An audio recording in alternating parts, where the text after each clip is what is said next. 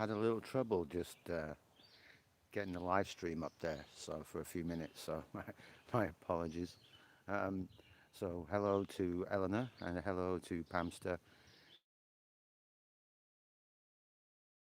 He still is, but we're just kind of hanging out on the porch on this really hot, yeah, early July day, and I hope you can hear me. And I hope if you just enjoy that little view. I see some love hearts, so that's nice. Uh, yeah, it's hot, and we can move that camera a little bit. I won't show you me because, well, you mean I will in a bit. I'll turn the camera around. But I think that's a beautiful view, and just looking out a little bit over the backyard, touching the trees and the woods and the sky. And as you can see, it's a very, very clear sky, and the sun is kind of up at the 11 o'clock, just position above me. Got a plane flying overhead with an amazing vapor trail. Let me see if I can maybe move the camera and capture that. I'm not sure I can. I could turn it this way, but I can't.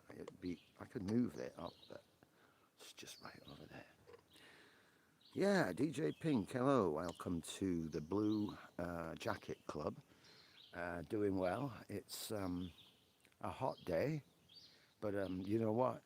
It's a lot cooler than it was over the last 5 days or so. We had a very hot weekend and early, late last week, so sort of, nearly 100 Fahrenheit, which I guess is 35, 6, 7, 8 something Celsius. I don't know. Yeah, yeah. So hi everybody, say hello to each other. Pamster, obviously, is our producer, and my personal wife, friend. And so if you don't know that, we're a dual team here at Worldwide Folklore Tales. It's husband and wife team. And we're sharing out the backyard on the porch today. I'm so glad that how is the UK doing over there, Pink? How are you doing, mate? I haven't seen you for a little while. Are you working on your music still and ready to do another live, or are you planning on doing that POV Doncaster bike ride anytime soon? Inquiring minds need to know, man. You haven't moved from bed for the last 3 days. So what have you got? I mean, what have you caught? That's what I mean. Have you got like flu or something that even worse? Good question, huh?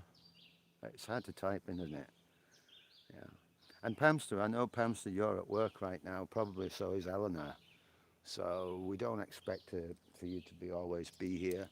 So just to let you guys know, Pamster just came in just to make sure that the stream was working, but she's actually also at work.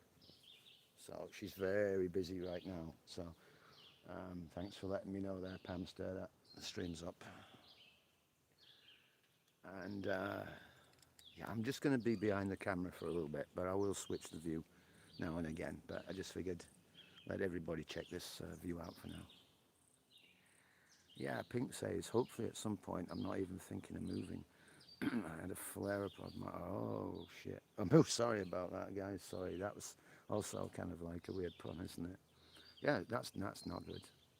Bad time, huh? Bad time, yeah. Well, you know what? Unless you understand what that is, folks, you don't know what that means, the debilitation of Crohn's disease. It's not a fun thing, you know.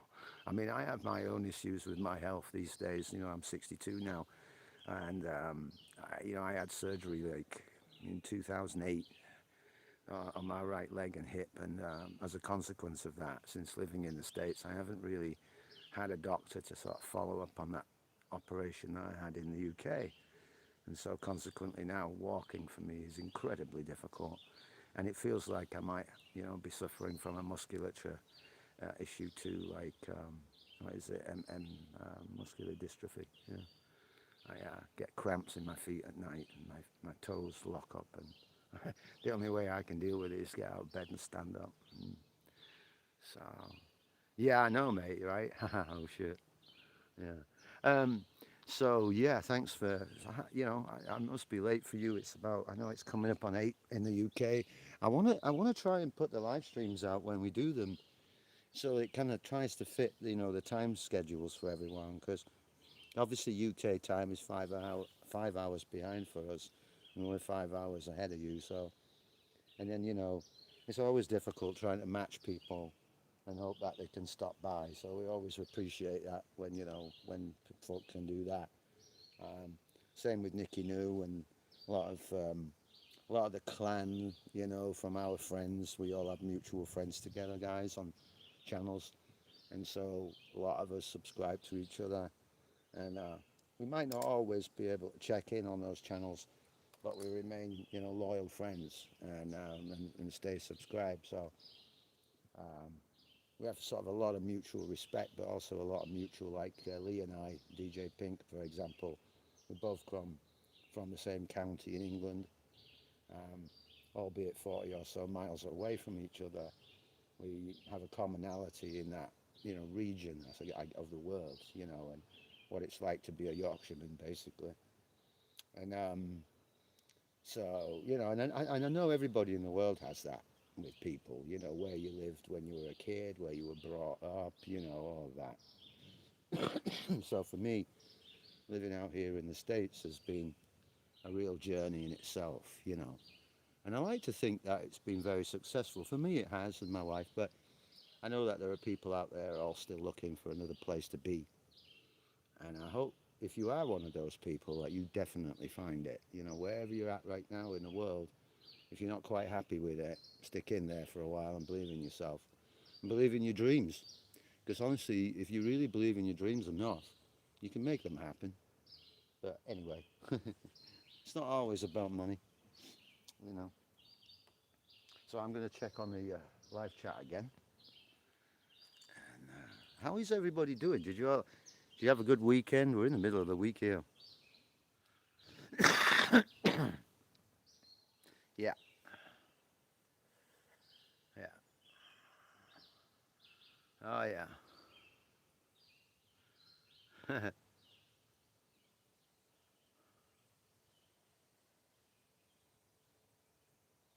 Yeah, man. Um, that's the thing, isn't it? I, yeah. I'm just reading your thoughts, guys. Uh, and I will come on cam in a sec. Just I'm uncomfortably hot and I'm wearing a very large, well, an extra large Prodigy t-shirt, and even that was too hot, so I had to take that off for a minute. Don't spell check. Yeah, very uncomfortable. Yeah, everything's pretty good here, Eleanor. Hope all's well with you. I haven't seen anyone for a while. I haven't heard from many people, so just thought we'd do this one for a little bit. I'm sure you're at work right now, Eleanor, usually, unless you have a day off, which would be nice. And let me know if you want me to move this camera angle. I can switch this. I can turn it around a little bit. We can sort of move it a little bit this way, take a slightly different view. You know, yeah. You're having Wi-Fi problems. Damn. Is it buffering? If it's buffering, it might be me. I'm not sure. Who says things? Yeah, yeah. I'm going to sit back. I'm really kneeling down on the floor right now. In fact, you know what? I'm going to scare the crap out of you guys just for a brief moment. I'm going to flip the camera on you. So get ready. I'm trying to make sure that I'm absolutely decent and G-rated. Thanks, Pink. Thank you, Lee. Lee is DJ Pink, by the way, if you don't know, if you're just stopping by. And if you want to check out any of these guys' channels, then tap on the name. Hopefully it takes you to their channel. Um, but I'm pretty sure if you're a moderator, you can put a link in the text. If not, then we'll have to fix that another time. But I'm going to flip the camera real quick. Oh, no, it's not. And there you go. You see, which is the prettier view out of the two? Huh? I definitely think that is the prettier view, but you see, I was really up close for that one. I was sitting back in the chair over there. I wouldn't be able to read anything on on the phone. Thanks for your likes. Yeah, it's a cotton one. I have a leather one, Lee, but I can't wear that in this heat. And I was trying to find something that isn't black. Get this, mate, Lee. I was trying to find something that I could wear outside that wasn't black, and I don't have anything. It's either brown, black, or green and camouflage, I guess. But the flat cap works, yeah. Thanks, pal. Appreciate that. Yeah. So I'm going to take a quick drink and refresh my vocal cords and sit in the chair for a minute. Maybe I can pull it up. I can still see you guys. Yeah, camo, exactly. Exactly. But not pink camo. No. Guys, what do you think? Listen, out there now, what do you think about pink camo? I mean, do you remember I don't know if any of you guys know, but you remember the makeup company called Maybelline? You know, you remember the slogan, right? Maybe it's Maybelline. Well, they actually, I don't know if they still do or not, but they actually produced a military makeup camouflage for young American girls in the American military. And there she is. She's got all her face covered in all this camo. Maybe it's Maybelline.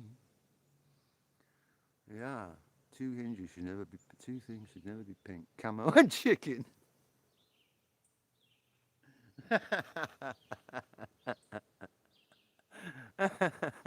Yeah, no, totally. I'm drinking to that, mate. Cheers.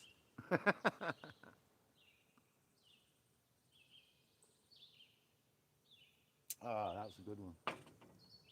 Yeah, I needed a laugh.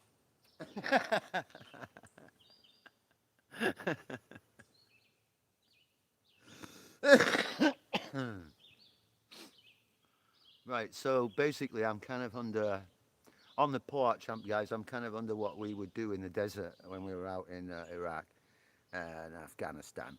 And you know, you're out in the middle of nowhere. You don't have any trees. It's just desert, right? So you know, hiding is kind of difficult, but there are definitely ways of doing it. And one of the things that we would do is we would stretch out these particular nets that we would carry, very lightweight, and they allow air through, but at the same time they block the sun and they keep the heat away. And so we would spend many countless hours sitting in these things, playing chess or playing a bit of rugby or football outside the tent. In the, you know, we'd have a canopy over and whatnot, and just waiting for the next job, you know, to get told when the next job was going to be and where. So it was a lot of hours just sitting out there waiting, and I kind of did the same thing with this place on the porch. You know, it's 13 feet wide, or what is that in metric, Lee? What is 13 feet in metric, mate? It's about what, 6 meters or so, or more? Anyway, it's so much, so far wide, and maybe about 50 feet long, and it's perfect, you know, for putting a canopy over. But also, I get a lot of planes flying over. The trees are 50 feet tall. I still get planes coming over at like 100 feet. So every now and again, I have to wave at them and let them know they shouldn't be here. Spetsnaz bloom. Ew. Yeah. Well, sorry, mate, but Spetsnaz is a really dirty word for me. Yeah, exactly. I mean, pink's okay. It depends. Depends on where you wear it. I mean, I'm wearing pink underwear right now. You know, am I? Yeah, for real, for real. Yeah. But Spetsnaz, yeah, don't really go with that one too much. I mean, it riles me up just thinking about those so-and-so mothers. You know. But I know what you're saying though. I know what you're saying when you say that. Yeah, I do. Mm. So I see the two ladies that we have with us, Eleanor and Pam. They're both working right now, so it's just me and thee, mate. And did you get that? I hit that, didn't I? Sorry about that. Me and thee. Um, for now, anyway. I mean, hopefully, I was hoping Nikki might be able to stop by, but you know, it's kind of late. Same time zone for you though, eight just after.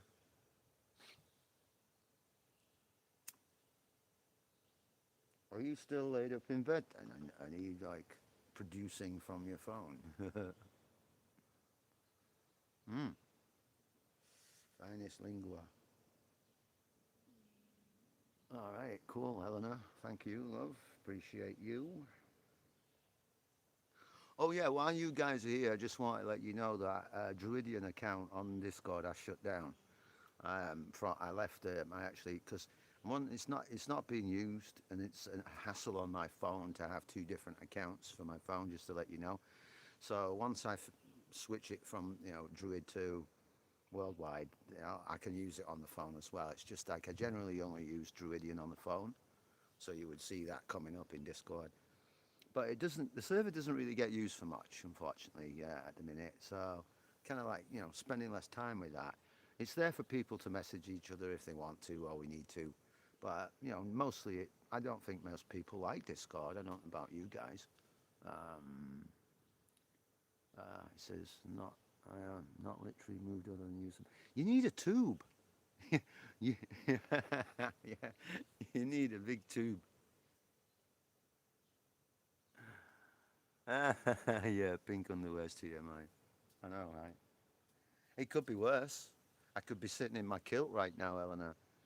And you know what that would mean, right? If I was sitting in my kilt, the only reason I'm not, and I would have put the camera on if I were, just to prove it, was it's 100% wool and it's boiling hot, and I'm sitting in the sun, and everything would be sweating, like it'd be burning up, by it'd be burning up. He got his arp in Feb to remove a bit of the bat. Oh, wow, yeah, yeah, no, big thoughts on you there, brother. Shit. Sorry for my language again. Oh, crap. Now I keep doing it. Sorry. I hope that turns out. Hey, let us know, everybody. We should keep it on. Definitely, we want to, you know, keep up with you, even keep your morale going or whatever it can do, if we can help. Yeah. No, that's like next year, though. Yeah. Oh, yeah, that's good. Yeah. Yeah, that's good. Yeah, 6 inches, okay. You can, that will be all right, I'm sure. You'll be fine. Mm.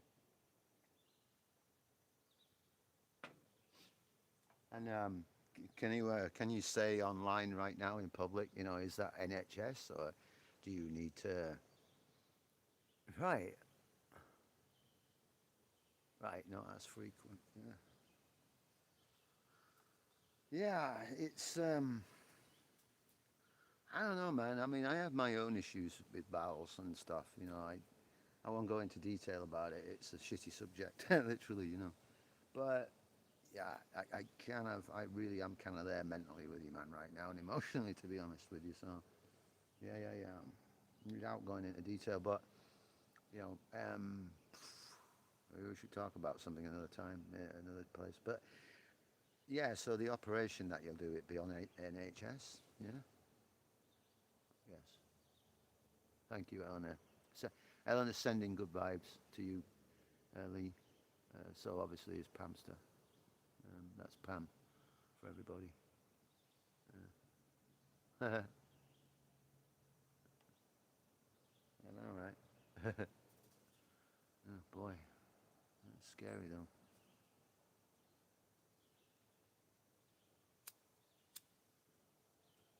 Um, I don't know because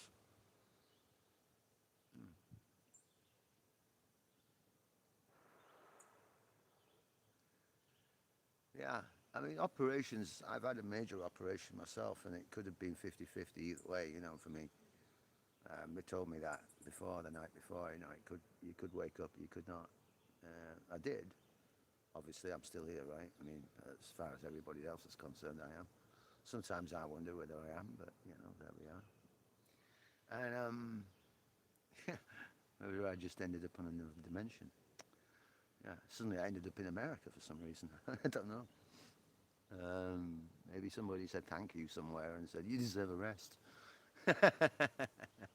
I'm not sure whether America, apart from my wife, that is, whether America was the right place, but that's another story. Yeah, we have what we have, and it's a beautiful place, and we're very grateful. Let's just put it that way. And we're very fortunate and lucky to be able to have this view. I've lived in some places in England where it was a tenement building looking at what they call in England flats, and it was just scum, just wall to wall scum outside, just people like stealing, burning cars, robbing cars, breaking into houses, kids running amok. I mean, damn, yeah. So I'm very grateful for the view that I have. Um, so I had a Q&A sticker.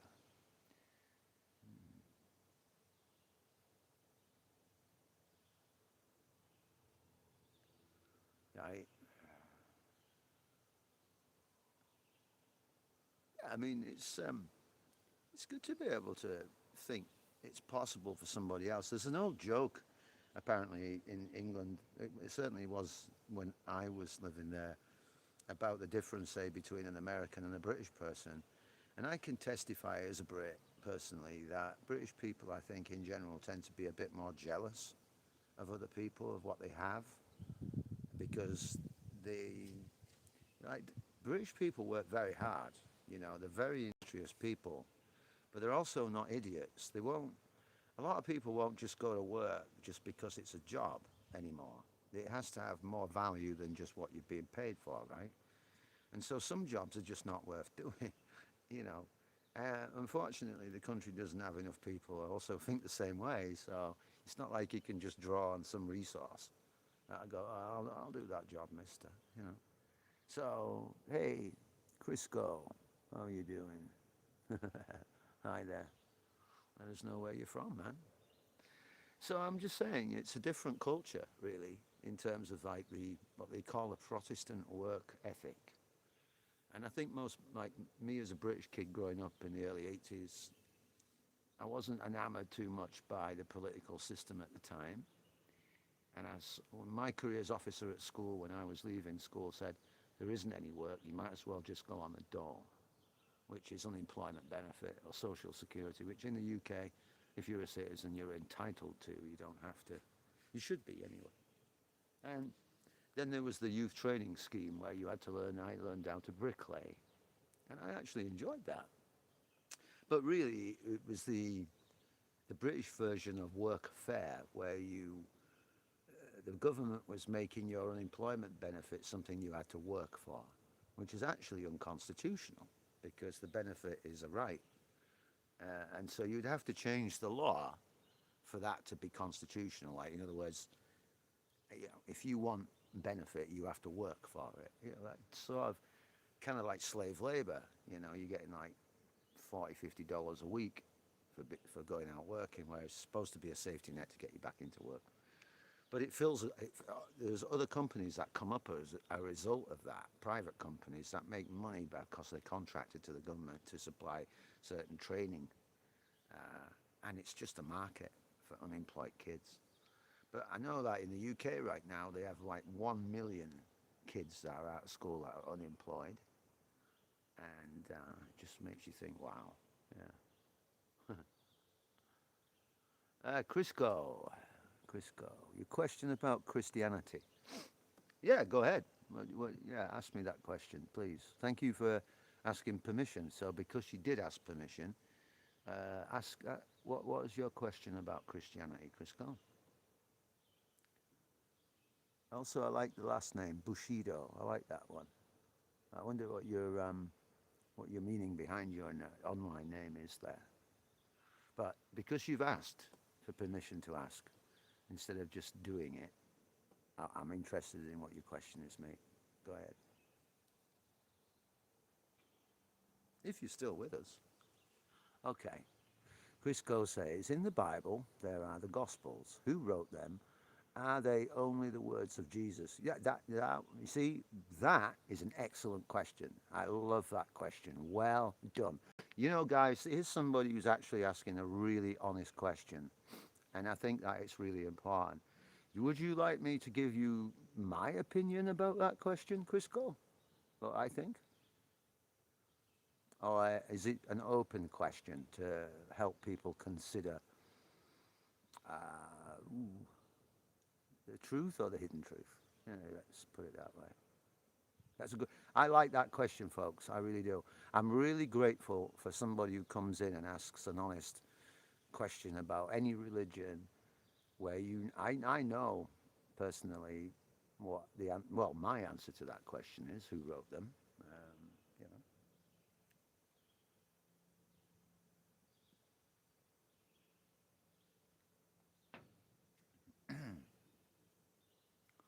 Chris go, yes, sir. Okay. Okay, so I'm just going to, before I answer that question, Pink says, depends on what Bible you mean. The Book of Mormon was based on plates founded by Joseph Smith. Hand in hand, it's another testimony of Jesus Christ and goes alongside the Bible, new and old. Okay, yeah, okay. Um, so we're gonna, okay, without getting into a discussion between different denominations of Christian types of Christianity and its orthodoxy or its um, liturgy or whatever we want to call it. Okay, so I'm going to answer Crisco's question. Yeah, I'm going to ask a Crisco's question first. What I think personally, are they the words of Jesus? No, they're not actually. Many of them are taken way out of context and written 70 or 80 years after the fact by people who weren't around at the time. So, like any truth or any encounter, when you want to record that information, the information needs to be gathered within inside 1 week. Hi, Trail Cam. Good to see you, mate. Good to see you. That information needs to be captured within inside of a week. Otherwise, after that, the information gets coloured or discoloured.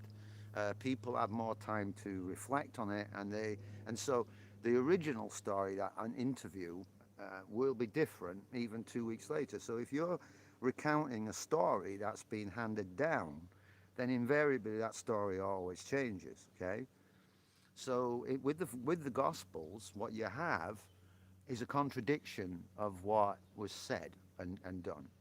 Now, that's not being heretical, it's just historical fact, you know. Nobody was writing anything about Jesus on his time, and when you need to look at Jesus as who he was, then you need to understand who he was as a person and not just what the Gospels say he was or anything else. So that comes with a much wider understanding of the religion and a more acceptance of maybe who that person is supposed to be to you. And I think that's the crucial point with Christianity for me, is that the person of the Messiah or Jesus, whether he be Jew or he's somebody or that she, there's a lot going on there of information that we were not given, basically. So it falls into how our different denominations get formed and how why we disagree on things, you know. And that actually happens in many religions, whether it be Islam or Judaism, you know. But the one thing about Judaism, I will say, without bigging up Judaism, just saying, it's supposed to be a religion of debate. And so debate is something that you should encourage about Scripture, understanding where you are spiritually and where you are in the world, and then what that means to you and how you use that energy, you know. How do you use it? Is it something that the world is here for just you and you're praying for a place in the greater state? Or are you living your responsibility here as a steward of this planet that somebody of higher power created? Or this, you know, we ended up here and we're taught this, okay? So again, it's about spiritual maturity as we move on in the modern age as we stand today, and how we understand our technology, and how we understand that technology has actually been around with us for quite a long time. Yeah, thank you. Thank you, Pink. Personal journey. And sharing that personal journey with each other so we understand. If we believe in a God, then surely we should all come together and instead of arguing who that God might be, for me, my God is what you're looking at right now. Even though I do have a personal, I guess, and a very personal and intimate relationship with who I touched or touched me, I don't let that go beyond, you know. So when I look at what I'm seeing now, it's a reflection for me of God, okay, and the beauty in nature. And nature is both male and female, and you know, androgynous in many ways. and we identify with the strength of character, our masculinity and our femininity. But really what we all need to do is get in touch with both sides of ourselves, which is the masculine and the feminine. And so I'm allowed to be able to enjoy this view, come out, breathe the air, because I'm trying to get back into my understanding of nature and what nature means to us as people, and understand then how I can be a better person. And if I want to thank a particular person for that, I can. But I honestly don't think that that's necessary. I think we should look at God in each of us and who we are, and learn to treat each other with respect and with love, and be wary of hate and anything that says, I don't like you, and I'm going to do, I can't get on with you. If you don't like somebody, walk away.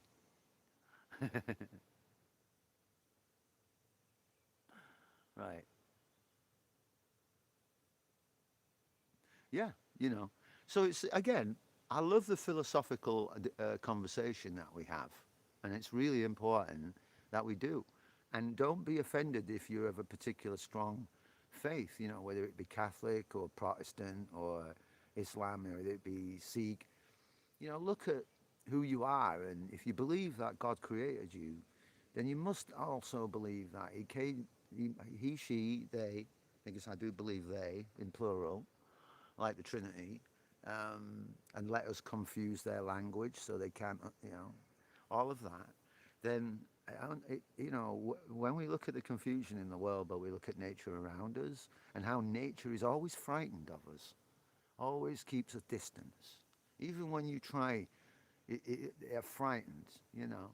And that's my ambition is honestly to live here and have nature come in close. And today we had the wild turkeys. Yesterday there was 10 of them, and they come inside this yard because they're safe from the foxes and the coyotes, and they get fed, you know. And I'm really kind of hoping that while we're out here live, some of them might actually come by. You know, we'll see.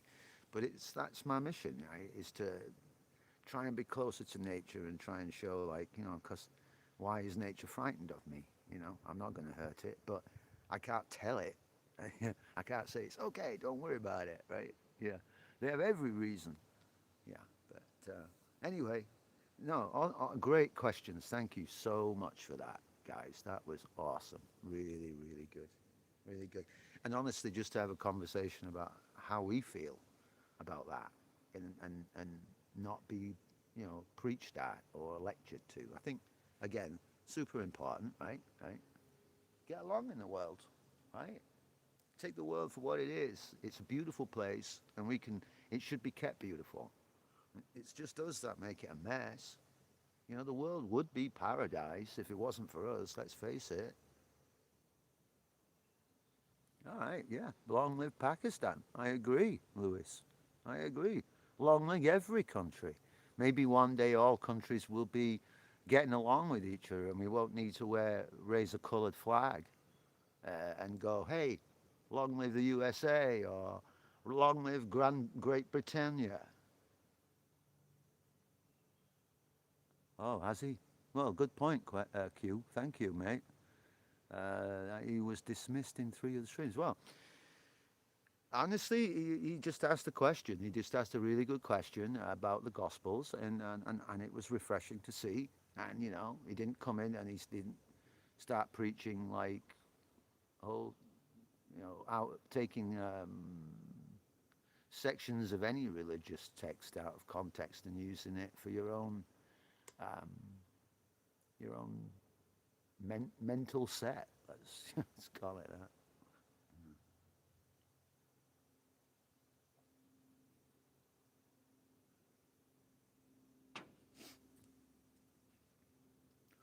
Yeah. How are you doing there, Louis Alferi? Are you still with us? Long live Pakistan. Are you still with us, mate? Tell us how Pakistan is doing right now.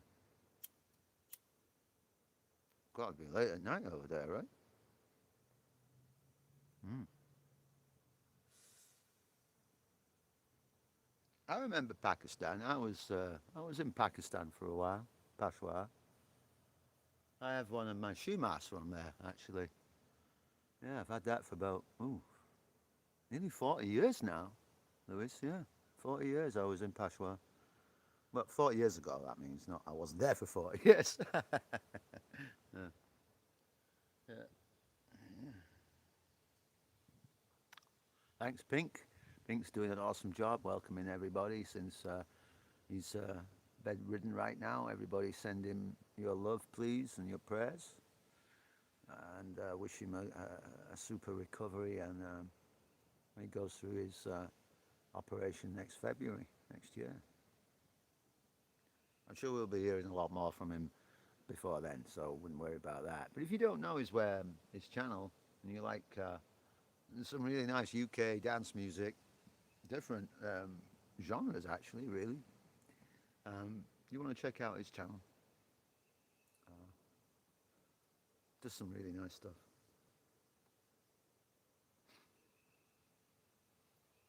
Yeah. Oh, thanks, mate. Appreciate that. Well, I think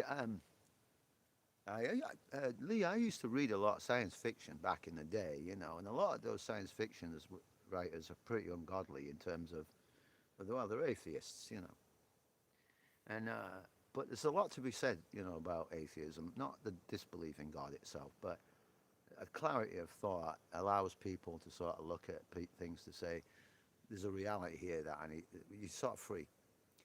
And in that science fiction writing, a lot of it really kind of predicts a lot of what we are doing today, in so many ways, with you know, just about mass expansion and a population explosion. So it does make you wonder, a little bit. Yeah. Thanks, Eleanor. Appreciate that. Man, I am super Scorpio right now. I look like I live in. Right now, my skin color is olive. If you don't know, I'm usually white, but right now I am so brown. It's not even funny. Apart from my face, maybe. But the other night I was joking with Pam, my wife, and I said I was scrubbing away. I was in the shower, and I was scrubbing away at what looked like I thought was dirt everywhere on me, and it isn't. It's my suntan. I'm like, I can't believe how brown I am. It's not. I didn't even burn or nothing. I'm so conditioned to it.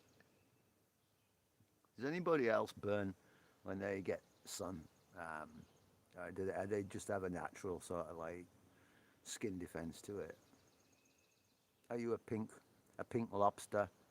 Or are you? I don't know what I am. To be honest, I go brown. Yeah, I don't burn. I just go brown.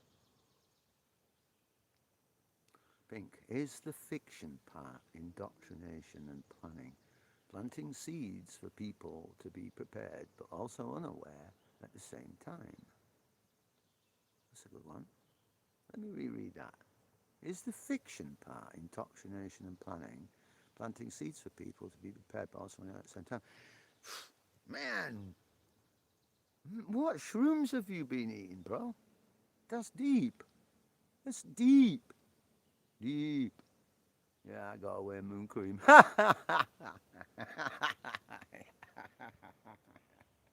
You'd be no good in a desert, dude. Yeah,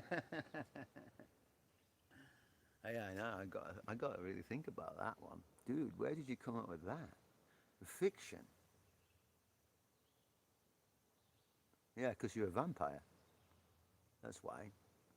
I bet you look like Edward Scissorhands right now. Remember that guy, Edward Scissorhands, Johnny Depp, when he was all white and everything. Do you look like him right now?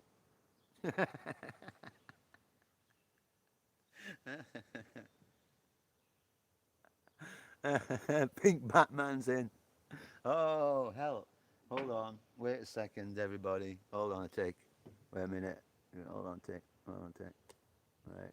I mean, gotta say. What? Oh, there we are. I'll just make you standard for now, I think, Pink Batman. Pink Batman, you don't want to mess with Pink Batman, guys. Just letting you know. If you're a troublemaker and you come into a live stream, Pink Batman is not the kind of person you want to meet in a pink alleyway at night. I'm not that white. I bet you are. I bet you are. No, I'm gonna put money on that bet. I'm gonna put money on that bet. I swear. Now you're gonna have to prove me wrong, man. You're gonna have to send me. Yeah, I'll serve you with pink justice. I bet you don't talk like that though, do you? Does Pink Batman talk like this? Or, or does he talk like? Or does he talk? I've got a hummingbird hovering around here. Oh, that's cool. Wow. Or does he talk like this? No, I can't do the same voice at once. Two voices. Hello, it's Pink Batman. I don't know.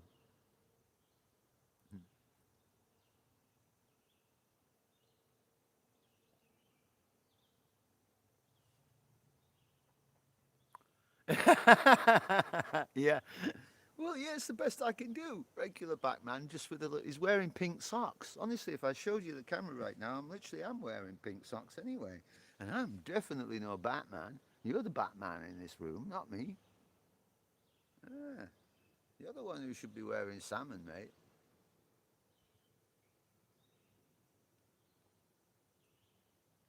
In it.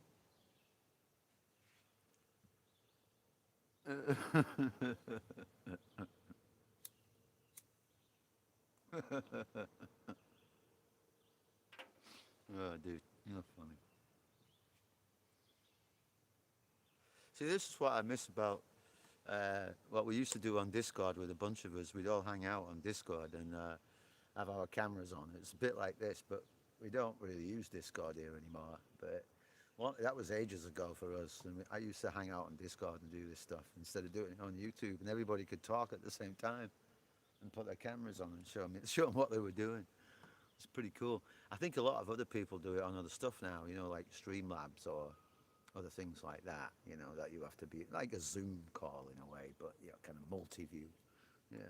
But Discord's a pain, I'll be honest with you. I'm really kind of pissed off with that thing. Don't really use it. I don't want to be no Pink Robin. What are you talking about? Yeah, of course I remember the Only Fools and Horses. It was the funniest thing. It was one of the funniest episodes ever. That was hilarious when they were running down the street and the Batmobile, a little three-wheeler Robin thing. God, that was funny. Dude, I don't play. I am never ever a sidekick to anyone.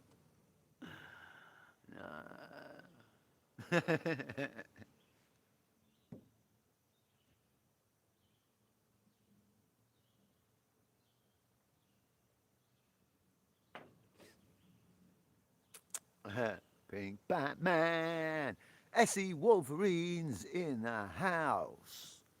Hey, everybody, check out SE Wolverines channel out there. Wolverines, you're up next for the Blue Hat Brigade. If you just bear with me for a second. And there we go. There's another one of us. Thank you very much. Wolverines, how are you doing, brother? Good to see you. What an awesome guy. You guys, if you haven't checked out Wolverine's channel, you need to go. That's some beautiful stuff. The 250 America birthday celebration this weekend was phenomenal. That was a good stream. I didn't get the chance, Wolf, to go through it all. I watched about half of it. Uh, but man, that was something, wasn't it? Because they were drones, right? They must have been drones because it was pretty awesome. We were away for the weekend celebrating too, so we didn't do a live stream on Sunday because of that. Yeah, it was good to see. No, mate, honestly, I love this country. Not because of America, but seriously, this country needs a break. The people of this country need a break. Everyone has been really uptight for a long time. No crap. And I mean, tensions haven't been cool, right? And America, along with Mexico and Canada hosting the World Cup in the soccer, has been awesome and really has. I've been super impressed by what everyone's been doing, seeing everyone together, and just having a good time and enjoying the sport and in a good nature. You're right, good competitive nature, but all the same. And so USA went out the other day, and I was gutted, obviously for my wife, but also because, to be honest, I really want USA to manage to go through and make it to the finals and meet England. Because that's been my dream for ages, is to see England and USA in a World Cup final together. I don't care who would win. I just want to see it. Now, if you're not into soccer or football, as we like to call it, because it is football, maybe you don't care. But yeah, it's just a really good thing for the country, and I just think it's been really positive. Uh, and for the 250, so big deal for me being British. Can I just say something about being British, living in America? I've lived here for nearly 25 years now, and I served this country in 1991 in the Gulf War, and I saved a lot of guys' lives back then, and I was given a medal for that from Her Majesty the Queen, which I sent back because I wouldn't accept it. Um, and basically, I was told by a Delta Force commander, who's the elite of the elite, if you ever want to move to the United States, you should. You don't belong in Britain anymore. You believe it. You need freedom, and you need to live, being who you are. And 20 odd years later, I chose to move. And when I emigrated, I got a straight pass straight through immigration. They literally was like, "What took you so long?" And after it, I got a letter of welcome to the United States. So that's what I remember this country for welcoming me as a former friend or ally, somebody that they could trust, they knew, that they could check up on and say, no, this is a good guy, right? and these are the sort of people we would like in our country because they make us stronger. And my country is the same. Back in Britain, we were influxed by all kinds of issues with forced migration and everything else. And so I kind of know what that's like. And living on a welfare system when I was disabled, and I used to work for the benefit system myself until I became disabled over there for civil service, and seeing money going to people that don't deserve it, and people who it should be there for not going to those people it should be there for. So a lot of swings and roundabouts there. Yeah. So half Norwegian. Pink says he's half Norwegian. Wow. Yeah, let's talk about that. The US put up a really good game, but honestly, Wolf, they couldn't put up as good a game as they'd done. Like, Belgium are not a strong side, and Belgium knew that they had to come at the US hard and fast and overwhelm them, and that's pretty much what they did.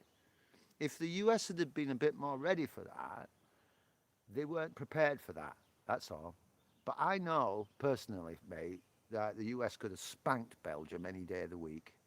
If they'd have met Belgium earlier in this tournament, they'd have spanked them, honestly. So, see, I didn't watch the England Congo game. Oh no, I did what? Which one did I not? Mexico. I wouldn't watch the England Mexico because I fully expected England to get beat. Okay, I was like, I can't watch it. It's too stressful. So I didn't. But then when I found out the score, I was like, wow, okay, and I watched it then. But for me, I felt more strongly for the US personally. That I wanted them to go through, and it really just depended on what Belgium were going to do, and Belgium just executed the plan. So the US team have nothing to be sorry about. It's just that they were outsmarted. It comes down to coaching as well. Yeah, and they were tired. You look at like your star man, your star player. He was exhausted, the poor guy, right? Uh, we'll play Belgium in the final. Now we've got to beat Norway yet. Oh, you played D1 soccer in college. Wow. Okay. Nice. Nice. So, so at least for Pittsburgh. Okay. Yeah. Yeah. So at least you know the game. You know the rules. You know what it means. You know what it takes for stamina and skill. And yeah, yeah, yeah, yeah. Absolutely right. Yeah. Perfect. Perfect. Yeah. So what do you think then, bro, about the US then? Would you agree with me on what I just said, or would you disagree? Because I just think you said no. Um, I'm just wondering what you. What do you think?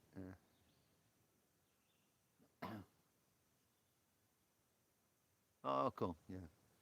No, like I said, big hats off to the US. I'm extremely proud of them. And also, I don't know if you were aware. Okay, bro. Yeah, take your time. Make a call. Take your time, bro.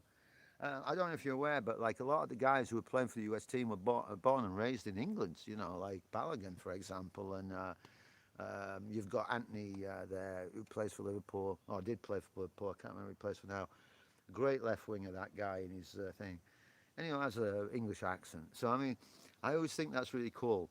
Like you'd be like, I can take a pick here, right? I can choose. I could be signed up for England, but you know what? I'd rather play for the United States because that's where my parents come from, and also like I want to take my skills that I've learned in the English Premier League and I make it fully international. So what I particularly enjoyed the most about the World Cup is seeing all of these players that I see regularly every week in the Premier League playing in their national teams because they play, so they sort of know each other anyway, right? They know each other how they play, but when you put them together in a national team, that's different, and the coaching and everything. So yeah, it's been the best for me, mate. Like I said earlier, I'm 62.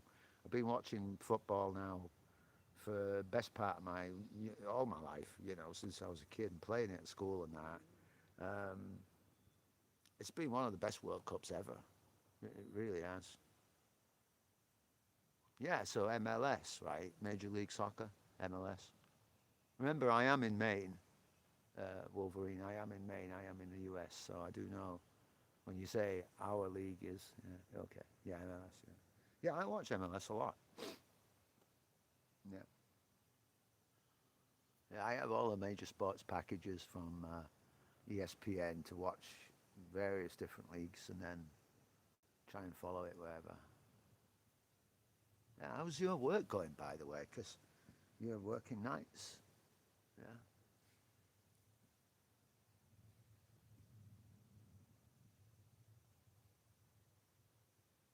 Yeah, because I'm not sure where you're at locally, but I'm guessing you're not. You're in the north. Yeah. Thank you for your likes, guys. Got 7 likes and some cool conversation today. Man, I so appreciate it. I wasn't really sure whether to go live or not. Um, but I just wanted to share this point of view with everybody and hope that, folks stop by. Oh yeah, cool mate. Yeah, no worries. Yeah. On the coast of Maine. Yeah. It's a town called Bath if you're interested, but we're outside of that. It's where we build warships for the US Navy. Thank you. Yeah, it is. I would like to take us out up onto the hill and actually do that live stream from up there inside our woods. Right now, our 5G extender is offline, and we're going to relocate that, which is outside Wi-Fi access, so we can actually get 5G deeper out there. So we'll do that another time, you know. But, like I say, if I wanted to just sort of move the camera, get a little panorama, perhaps, it's just my little grill area. There's more here. It's just a small interior perimeter that we have, and we're just returning back to nature a little bit to get some grass. Fire pit there, big one, 10 foot, and off there is the bench camp, which we see from time to time behind that little umbrella underneath the apple tree. And yeah, basically it just comes over and there's a chicken coop there. Ooh, chicken coop. Can you see that? Not in use. No, not in use. Oh, Portland. Yeah, yeah. Interesting place. Not a place that I actually have been to myself, mate. Portland. No. I know it's a major hub for transport, though, isn't it? Like for the seaport and in the airport and everything. Yeah. I'll be right back. I'll just be AFK for 1 minute.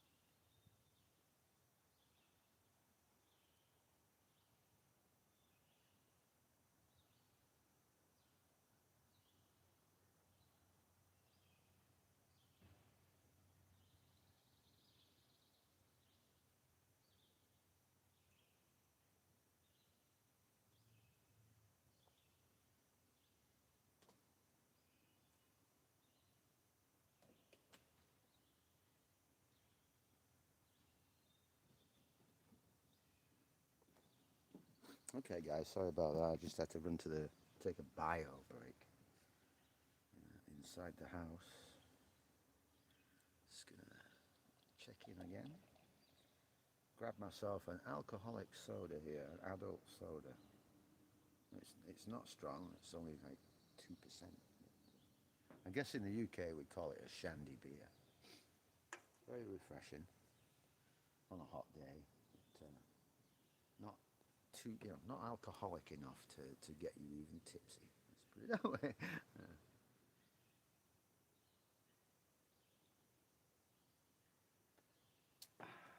Oof, that's good. Cold, right out of the freezer. Oh god, that's so good. All right. It's the longest he's been awake for 3 days. Welcome back. I'm surprised he's hanging in there, guys. Not had a shandy since Iraq. You had shandies in Iraq? We were drinking bourbon and beer, mate. What?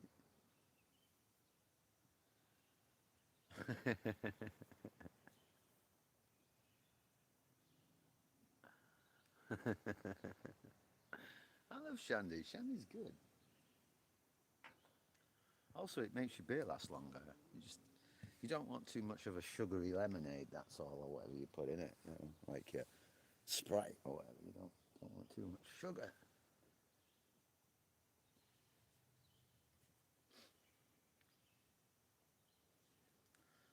Whew, man, it's hot. Oh. Right, yeah, we had KFC trucks and all that. Wow, KFC. Wow, when was this? This must have been in the early 2000s, man. That can't be good. Doing good, just working. You just miss you guys' lives. They sometimes wake up late. Yeah, yeah, yeah. I got you there, bro. Got you, Wolverine. No, I know what it means. And really, time difference. That's true. Very true. Yeah, all of those things. So cool that you could, manage to be here, man. I really, really appreciate it. Been meaning to catch a hold of you, and of course on the weekend it was the 4th, and then you were out doing your thing, and we were doing our thing. So it was only after the fact when I saw it, I was like, oh damn, wish I could have been there for that. Yeah.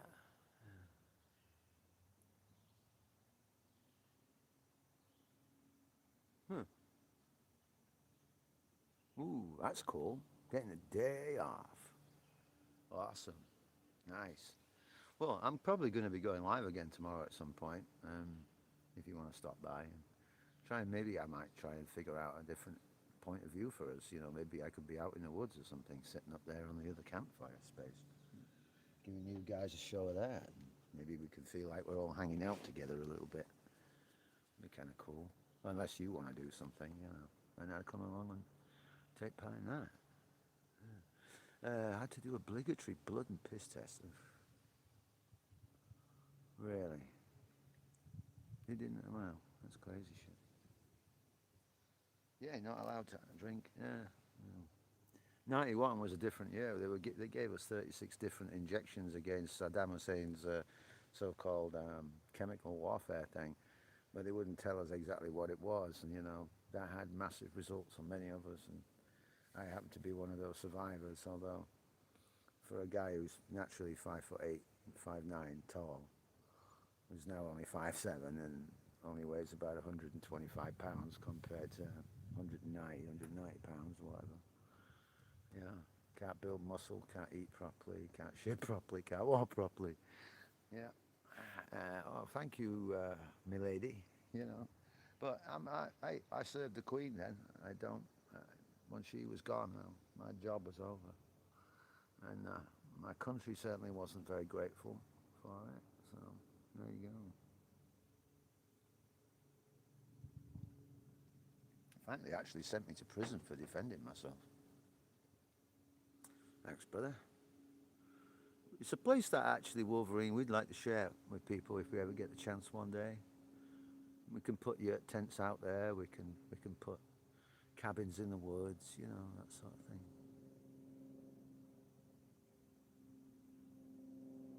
Yeah, would you go back, Pink? Yeah, listen, no, I don't want to get in that conversation too much here. I served in Northern Ireland in the mid 80s, mate, when I was 20 in 1985. That was an absolute nightmare of a job. And I got to know people very well, and they got to know me. And I'm just saying, um, yeah, I would have to do it again. I'd do it, but it'd be for a different reason, I guess. If my country needed me and they were under invasion, yeah, I would do it. But only if they were under invasion. That's all. That's it, really.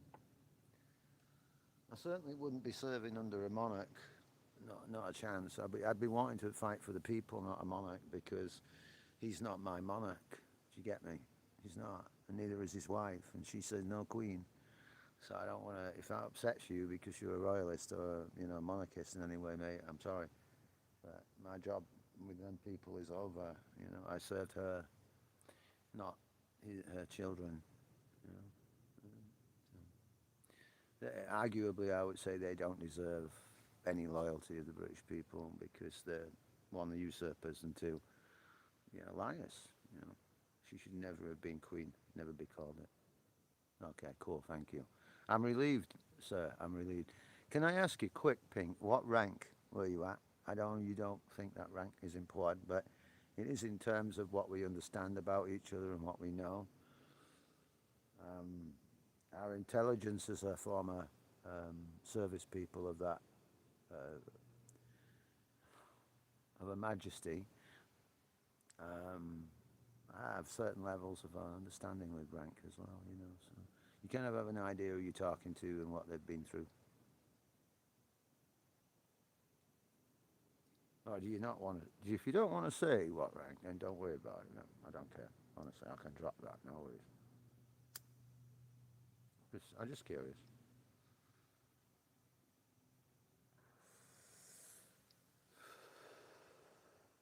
And also because they're just not the people. Like the monarchy isn't the people that were. They don't represent the people anymore. Oh, second lance, good job. No, that's fine. It is. Second lance corporal's a good job, mate. Yeah, exactly. It's the role. It's the role, and it is the role, mate. Hey, I appreciate that. Yeah. See, now I understand a lot more because I know what it means to be a second lance corp, and geez, no, it's beautiful. I mean, I'm not going to say too much about that role for many people online right now, but I can tell you from my role when I was in the military, if you were a lance corporal or any corporal for me, but a lance corporal, and then and maybe even just a sergeant first class would be. I mean, sergeant first. He's coming into sort of a third class, a second maybe, but different roles, different jobs to do, and some people are really good at what they do, and it will never change. So they don't need a promotion to anything else. They do because of in-field combat service. That's usually what happens, actually, in the British Army. Unless you're just exceptionally good and you're lucky and you stay at home. But as a British serviceman, you don't stay at home very much. So yeah, like Pink says, he had better opportunities, but he liked his role. So yeah, yeah, good job, good job. Hmm. Yeah, 22 years. Right. So I mean, in total, I was in for close to 20 years, 18 actually. From 1984 when I was 19, all the way up to the early 2000s. Well, yeah, early 2000s. Why I ended up in this country really because of 9/11, pretty much, and after that and what happened and how NATO then became involved, because it's an attack on a NATO ally. So the Brits were the first in line to jump on that boat and say, "We're here, friends. If you need us." Attack on you is an attack on us. So at that time, we were able to bring a lot of really good stuff to the table. Really not too sure today in 2026 if the Brits are capable of even being a good ally to the US apart from in name only, but certainly technological wise they have certain advantages. The computing and stuff is incredible, by the way. You know, the AI development is incredible. But as far as military hardware and everything else, we're specialists. We're just specialists today, and you know, if that's what you need, yeah, there we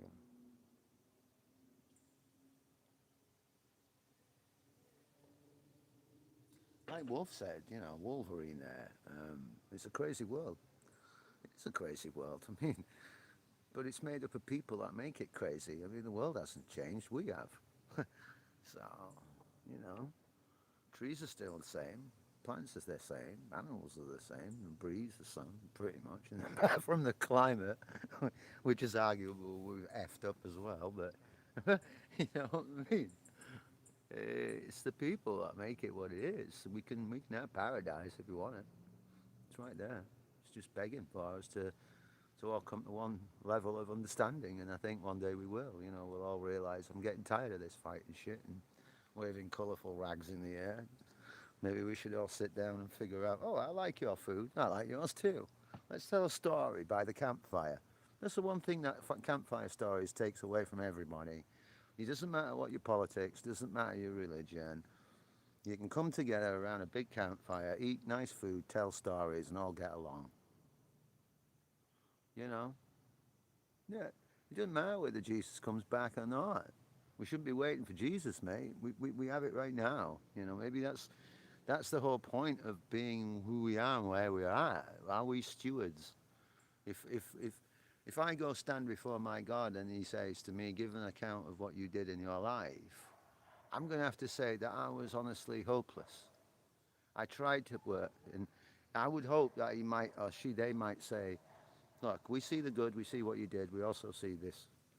But at the end of the day, I'm just, you know, we're human, and we're not gods yet, man. We just need to figure out how we are supposed to get back to being who we're supposed to be. And that's difficult for us. We're bipolar in so many ways, right? Yeah. You don't think it will. It might not. You're right. It might not. It might never happen. Well, free, it might not. And there might be good reason for that. Maybe we've kind of reached our evolutionary apex, right? Maybe we just can't go any further and we need, you know, like it says in the Bible, an apocalypse or the end of something and then a rebirth. Yeah, another age. Who knows? Um, I think it's really difficult being a human. I know, yeah, there are cool people out there. There's lots of cool people out there. I don't think it's easy being human. I honestly don't. Um, we're very complicated and we're also very bipolar in so many ways. Our faiths and our beliefs and our experiences teach us to be suspicious of people, and yet we're all really ultimately out for our own selves, you know, if we're honest. And if you're an empathic sort of person, you do feel the pain of others when they suffer, and you wish you could do something about it. I feel the same way when I see a wounded animal, you know. Um, but yeah, if I could wave my magic wand or click my fingers, if I could be rich like Elon Musk rich, what would I do with that money? I know exactly what I'd do with it. I'd give it all away. I'd be making things happen in the world, man. I've got power now, you know, to change the world, and I can make good things happen. But I wouldn't be blowing shit up in orbit and making a mess of the Gulf Coast or wherever it is in the pursuit of this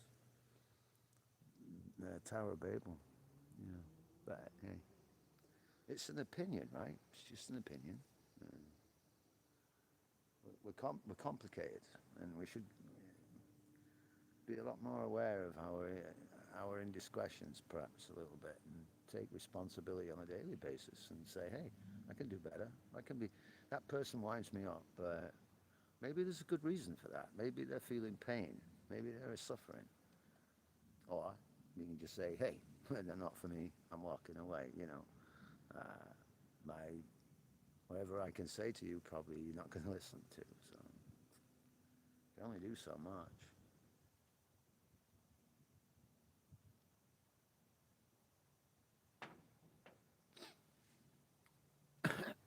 When I was in Northern Ireland, walking the streets, I'm a British soldier, so I'm clearly the enemy to some and the friend to some others.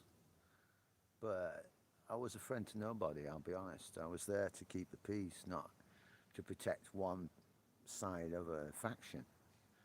And it was the side, the royalists or the loyalists, that kind of assumed that the Brit soldiers were there to sort of help protect them and against the Irish Catholics and the provisional IRA, and we weren't.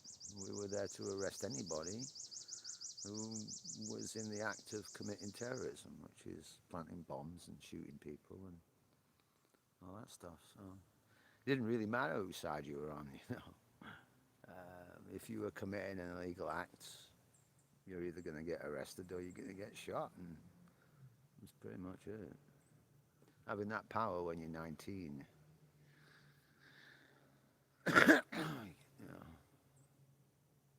it's a scary place to be. I won't wish it on anybody. And if, like Lee said earlier, I'd do it all again. I wouldn't do that again. And I wouldn't do that again.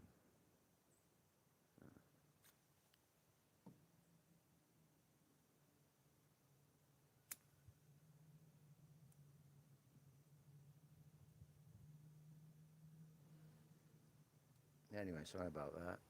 I killed the subject a little bit. Hello, everybody. Welcome to the live stream. A little bit longer than we thought we'd do. Welcome to Worldwide Folklore Tales. Just hanging out in the chat with some friends and under the hot main sun today. About 95 Fahrenheit right now.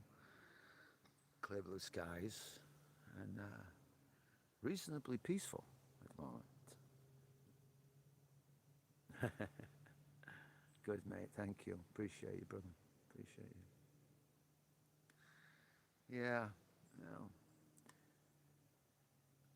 it's just nice to be able to share and then get feedback from you all, my friends, and see how you're doing. Keep connected if we can, and I like to check in on you guys and see how you're doing, man. I mean, yeah. Oh, okay. Next live story, Pink. Not sure, mate. I think this Sunday. I think we're probably going to release that first episode of the new series. But I'm going to be honest with you guys that we actually did real quick. We produced most of the series and then found out a lot of the B-roll that we'd been using was now copyright because we weren't subscribed to the same licensing company. Our license had expired. And they were claiming that we couldn't use that in our film footage as B-roll anymore because we had to be maintained subscription. So we're looking. Well, we have sourced a new library for a lot of the B-roll, and we also filmed quite a lot of it ourselves, right out here in the woods. So some sort of first-person point of view action of me running through the woods on the camera, or things like that, and the feeling like you're being chased is actually being recorded out here in these woods. So we're having to piece all that back together again and remake the episodes, so we don't end up with a copyright strike and stuff. Oh, man, it's been a nightmare. We had them ready to go and they looked so good, and then we had to go back in and then start taking stuff out and re-editing and finding it. Oh, man. So you're having to pay for this library footage, Well, so we try and make as much of it as we can, but that takes a lot of time. No, not the music, Lee. The film footage, B-roll, copyright, not the music. We can do the music easy. We have no problem with doing that. We can make our own music. But it's just the B-roll, the footage that goes in between that tells the story when you're not on camera.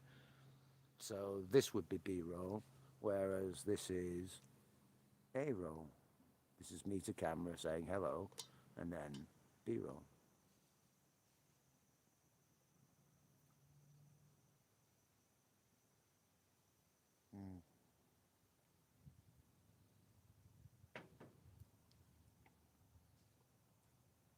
Yeah, we've talked about that, but we knew, Discord. I don't know if that works for you, mate, because it doesn't.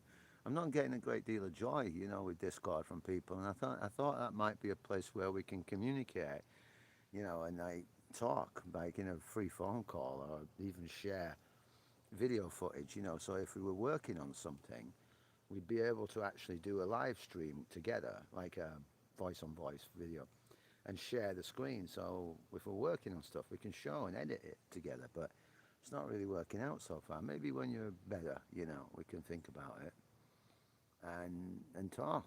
We just if we wanted to do something like that, Paul, we need to think about what it is we want to do. Right? Is it what would you like us to do for you, and what could we you do for us? And I think there's lots of options for us in terms of what you could do for us. Like I can put some of your music behind one of my videos right now, let's say, and have that playing in the background. So it could be just having your music in the background, and then it's just playing low, and you're just looking at different views, and we're talking and stuff like that. That's easy.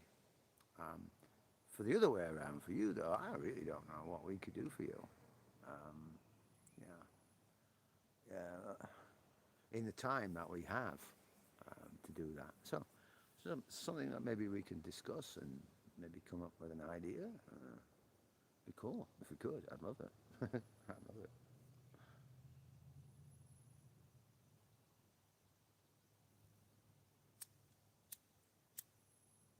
Mm,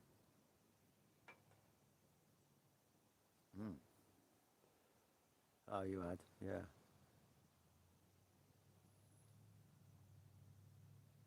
Wow. Oh, sorry to hear that. You haven't spoken to Heidi much either. Yeah, I don't know with Discord. It seems to work for some. It doesn't work for everybody.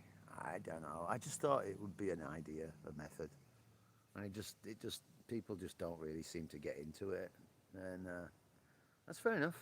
You know. Ah, you have Discord Wolverine. Cool, cool, mate. Cool. Yeah, I mean, I can send you an invite, Wolverine, if you have Discord. Just either to the server or just as a personal friend invite first. And yeah, it's a small server. We don't really do much in there, but it's just an opportunity to either voice or video or just text.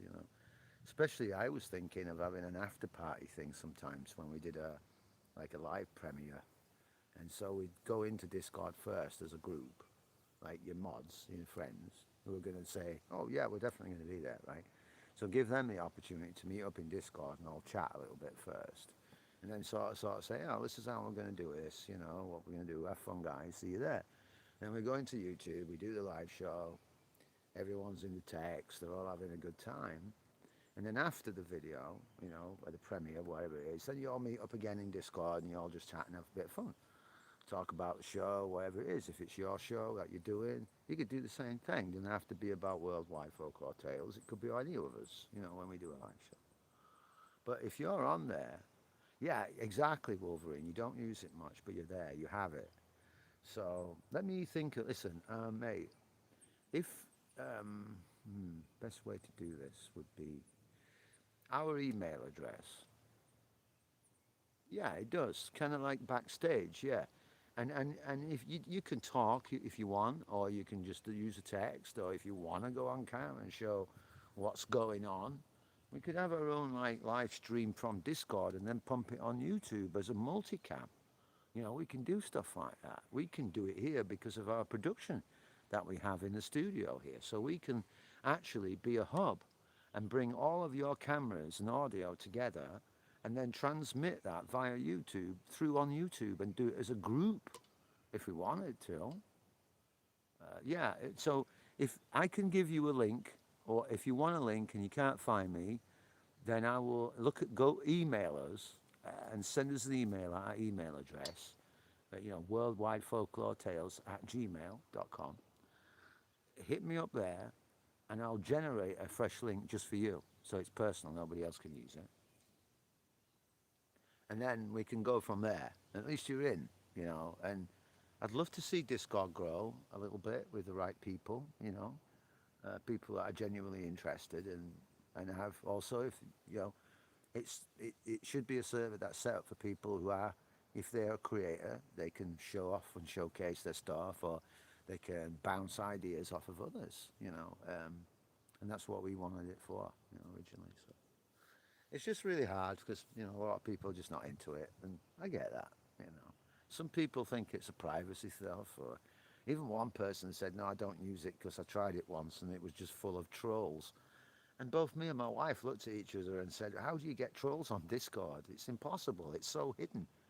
You'd have to leave an open link up on your YouTube page as an invite for just anybody to come into your server.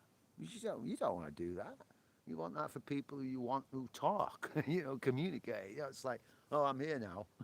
That's it. You never hear from them again. Right.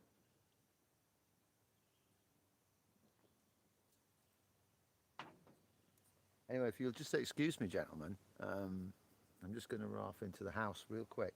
If you guys are okay just holding the fort for me in the text chat while I run in there, I'll be back in a couple of minutes. And please and thank you. Appreciate you all. Hang in there with me, please. It's hot out here, man. It's cool out. Woo.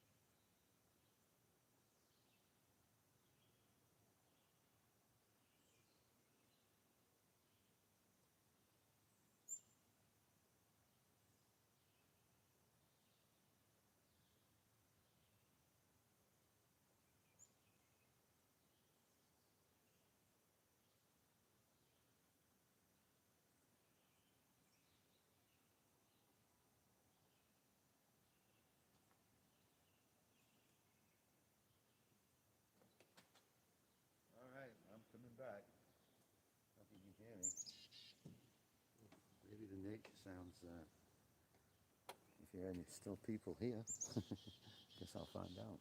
Oof. Doesn't help that I'm sitting right in the sun right now at the 4 o'clock position directly ahead.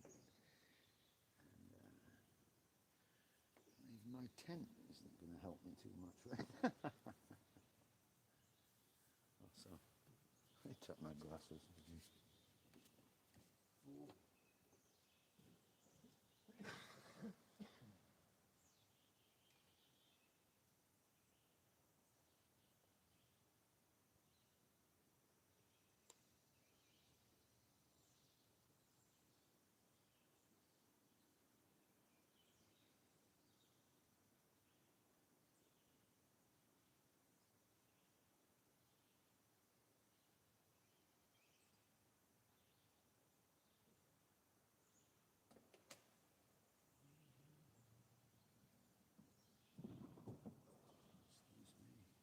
Sorry about that.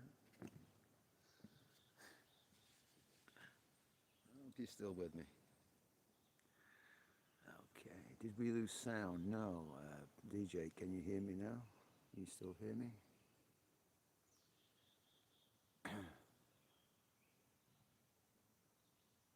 Okay, I'm just catching up on text. Hopefully you can still hear me. We should be good.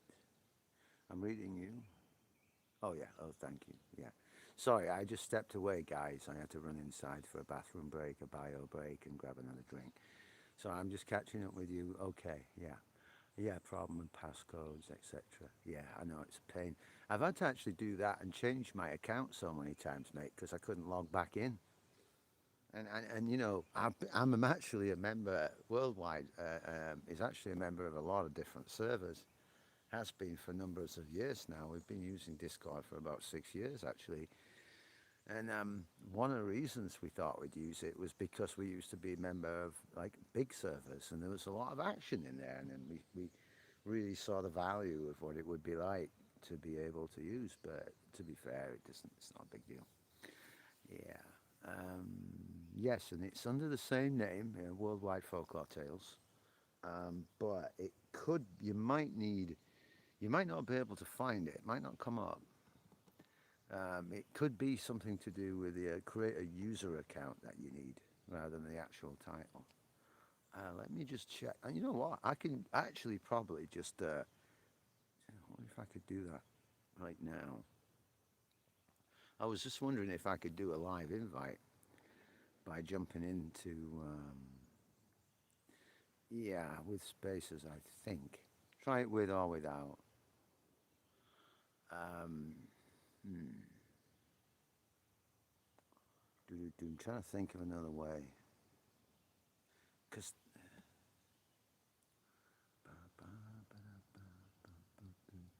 either that or I could just put a link up, you know, on our homepage for community.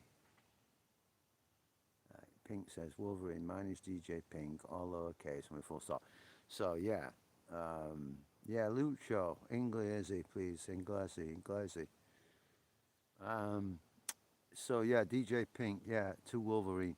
Wolverine, if you search out DJ Pink, remember that it's a Q, and that it's Y, not it's not a K, it's Q. There's a reason for that.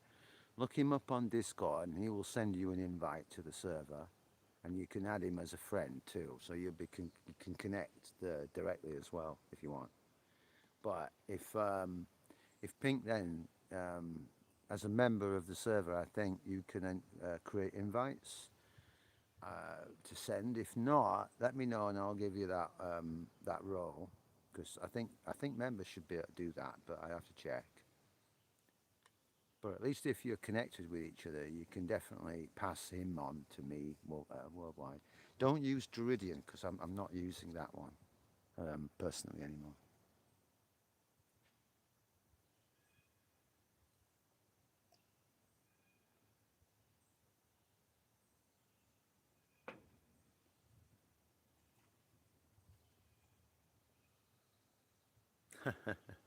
Lucio, welcome, my friend. How are you? Thank you very much for your English.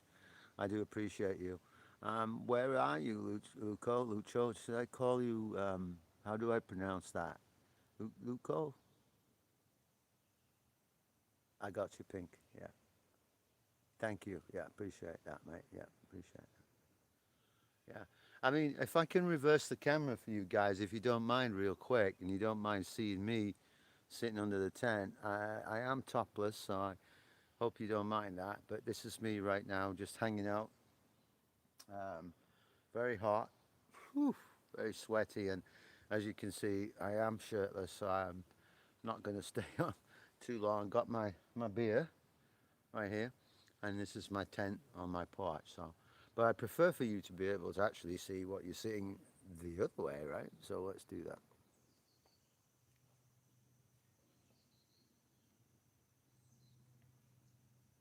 Mm. It's a siesta. A siesta.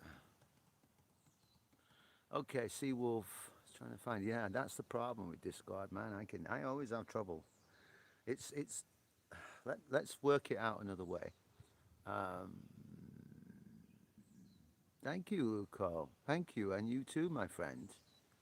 Wow, that is beautiful. Thank you so much, man. Love and respect to you, brother, and to your health too. And I, really all of God's strength and power and everything to you. Um, Beautiful man, beautiful person. Thank you very much indeed.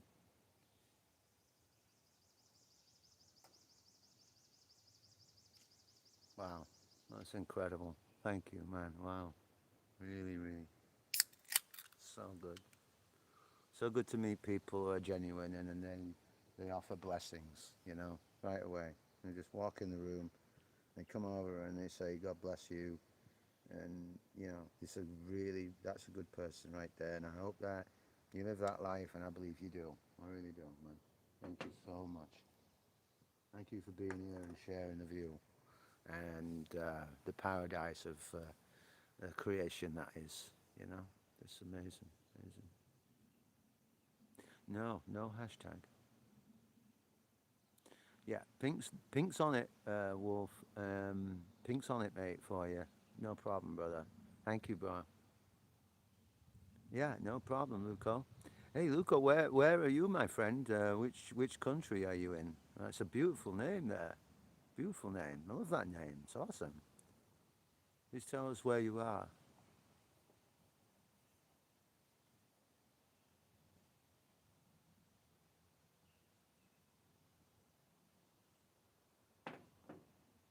Mm.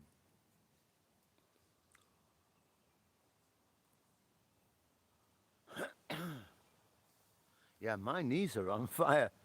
I just want to let you guys know my knees are burning up. Woohoo! I have my pink socks on though, so I'm all good to go. Hey, Batman, do you believe me? Pink Batman, check it out. Watch. I'm going to show you my pink socks. Da, da, da, da.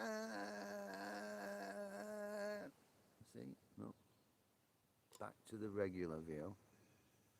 That's just for Pink Batman, that is.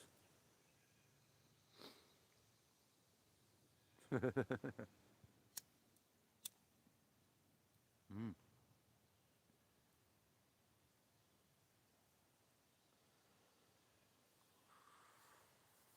Woo.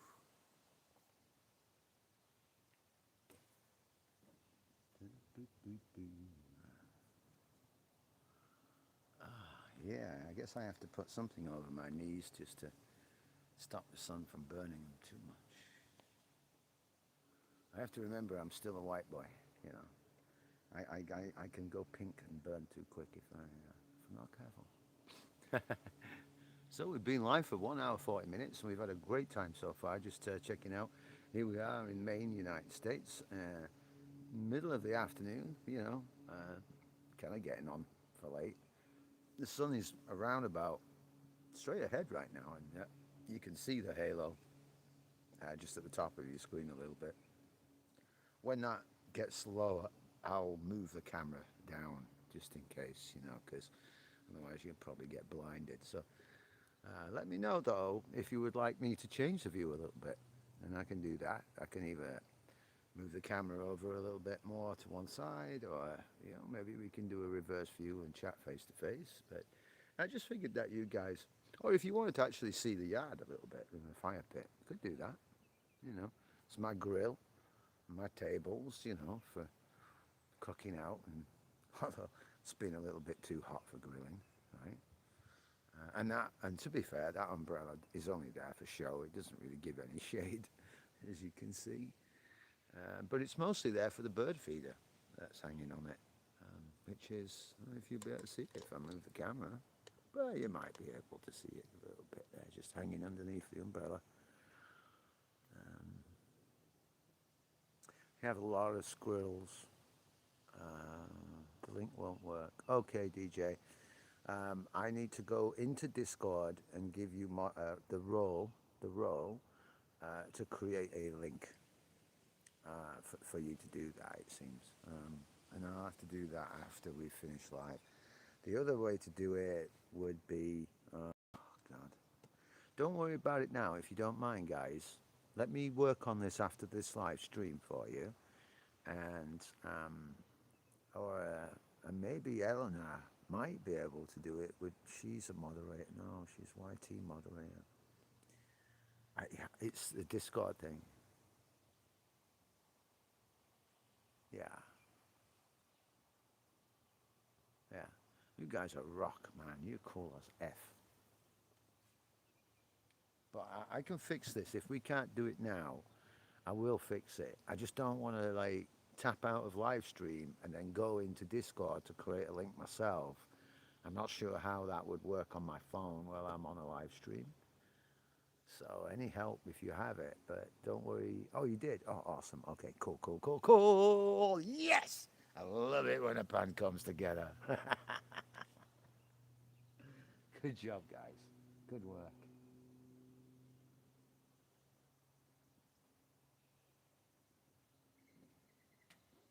Yeah, I think we can we can have a lot of fun together in the future, guys. I really do. And we can really kind of bring people together too, like from our different audiences and friends and stuff, and just have fun. There's so many ways we can take advantage of this stuff and link our time zones together when we have time. Like Wolverine stuff, man. Damn, I wanna, like Wolverine guys. He works a lot, right? So he works nights, and he's here today, and it's like spending time with us. But if you haven't checked that guy's channel out, man, how's like this native music, which is really passionate to my heart, and I'm a Brit, but I'm also, I'll be honest, I consider myself a bit of a shaman. Back in the UK, I'm very much a Celt, and I won't go into detail, but I'm just saying shamanism is close to me. Um, bringing messages to those from one reality to another isn't necessarily a spiritual thing or a hallucinogenic thing, Although I've had all. Just, yeah. I'm a bit conscious about how much I say right here. But anyway, yeah. Just to be a good way to hang out and share ideas and maybe even plan our own live streams together or even give each other ideas for future live streams, Would be awesome. But even just chatting, man, time zones. Like, hey, mate, how are you doing? You don't have to be in voice if you don't want. You don't have to be on a video. You can be in text. You can share files, make friends, build your channel. Which is what we're about in Worldwide Folklore Tales. It's about building our channel so we can help others build theirs. And that was a motivation for us right from the get-go. Just over a year ago, we were living in a dingy little place, one-room apartment, waiting for this place to come.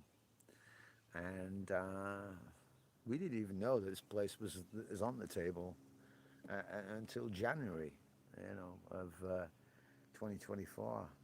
And we were in the middle of winter in this tiny little, awful place. The two of us, just big enough to fit a queen-size bed, if you're lucky, and a shower that flooded. And it was awful. Woke up one morning, got out of bed and straight into 3 inches of water on my feet, because it was a concrete floor and the outside of the building had leaked water in. So we were flooded, and person who owned the property was in Florida and didn't care. So yeah, so we've come a long way. So when you come from that and you have something, at least you want to share it with people, but not like lord it over them and make them jealous, right? It's about saying, hey, you could have this if you want it, honestly. And if you ever want to stop by, and if you ever want to say, hey, I might feel like coming to Maine and checking you guys out, hey, let us know. You might find yourself very welcome. There is something that we've been wanting to do here for a long time, and have friends and guests stay, and put up a really good place for them. And it's out there in yurt tents, open fires, music, dance. You have a cabin or two up there in the woods there, man. Wow.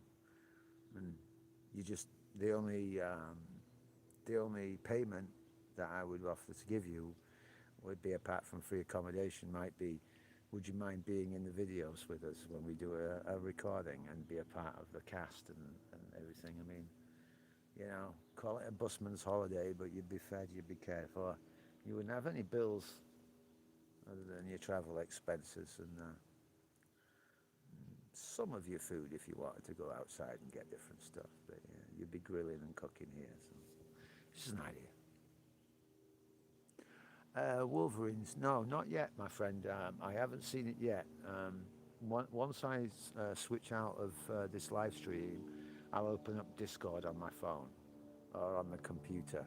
I don't use, just to explain, I don't use the Worldwide Folklore Tales on my phone. I only use it on the desktop. So I'll have to go onto the desktop and then open up my account in Discord there, and then I'll get that. Yeah. Okay, thank you, mate. Man. So, are you working this evening? You've got the day off tomorrow, so you're okay today? You're just enjoying your day, I guess, right? Yeah, because it's hard to type, isn't it? That's another reason why I like the Discord thing. You can instantly reply to each other.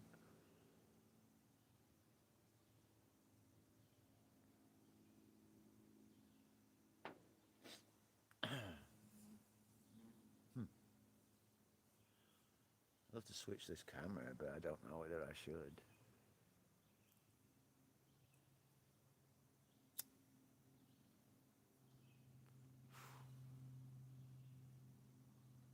Hmm. Well, that must be really well deserved, my friend, because I don't know what job you do. And you don't need to tell us, but as a night shift worker myself, for me, it's 7 or 8 years of my life after I came out of the military. Oh, you're a nurse. Oh, thank you. Ha! Excellent. Now we're talking nurse. Thank you. Thank you so much. Thank you so much for what you do.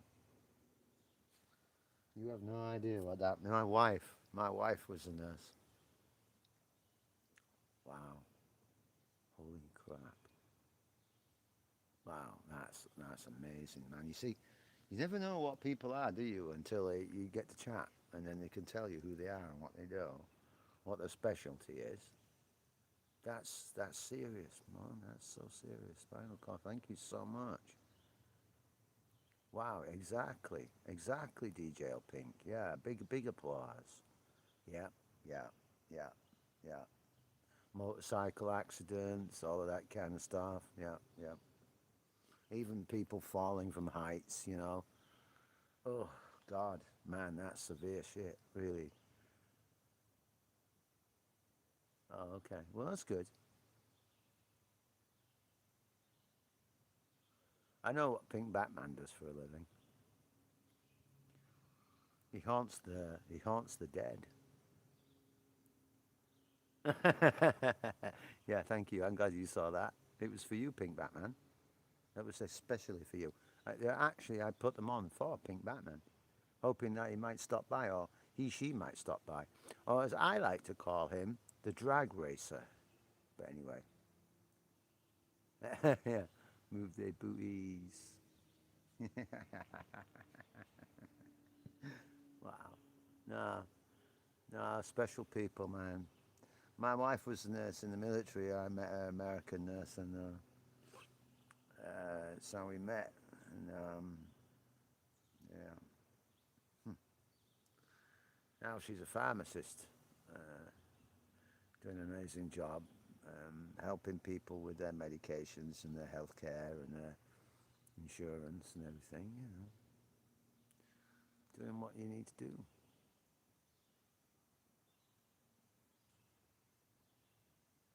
Yeah, pretty cool. She's awesome. Very, very, very, very awesome person.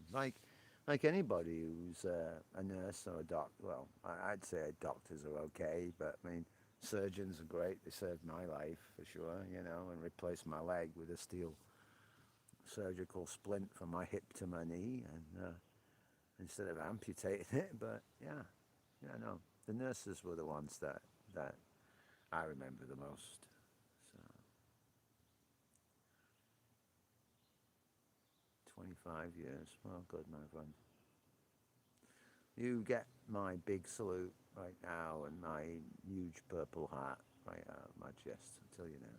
Thank you so much. It would be really nice to know what you do and just how many, you've no idea. Just, it's like one guy who was a Canadian Special Forces guy. We were drinking whiskey in a whiskey bar, not so far from where I am, and I had my Scottish regalia on, my kilt, my black watch, and everything, because I was celebrating a particular day. And I got talking to this guy. I didn't know he was a Canadian until kind of because of the conversation, and it's just both two military people who recognise each other. And I remember him saying, like, after talking, he said, "Oh, you're EOD, aren't you?" And I didn't acknowledge them verbally. I think he just saw it in my eyes as confirmation, and he just kissed me on the neck, right on the jugular vein on my right hand side. He was a little shorter than I am, and I'm not tall. So I guess he must have been around 5'5", which is typical special forces guy. And he was going back to start a 10-year tenure. Yeah. So for Canadian Special Forces. So he kisses me right on the jugular and he said, "Thank you so much for saving so many of our lives." And it's just a question of like teaching people how to be aware of explosive ordnance. Like going in there and making sure the ground's clear before anybody of our guys have to go in. That kind of crap. So nurses are really super important in all of that process because when you got a finger or you got a leg or you got an injury, they're ones who are going to make you feel good and put you back up there or send you home. It's pretty much it. Love them to bits. Thank you so much. The truth is, Luco, I think, yeah, do you know Samuel and Audrey's travel guide? Guys, I'm just going to focus on Luco. Yeah, we need to, for sure. It's in the Canadian countryside, featuring recipes, dinners, and family trips. That's a fantastic. Yeah, Luco, thank you. Yeah, we will check that channel out. Maybe we can find a way of hooking up together, Luco, as well. And Luco, yeah, when you talk about having a life like that, can I just say to you, sir, friend, um, don't stop believing in your dreams because they could be a reality. You know, if you actually are feeling that powerfully, there might be a way of making it happen, like in the scheme of things, rather than trying to wangle it. Maybe that passion in you is calling you, and maybe that will happen for you.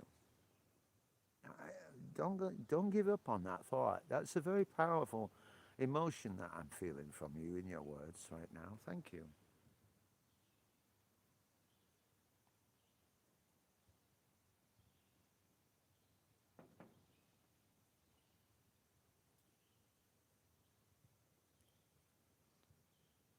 Yeah, I just think the channel is one of the things. It does sound interesting. Let's expand our interest on that, And it's really nice that people come in and they bring something to the table, guys. Engage. I mean, this is fascinating.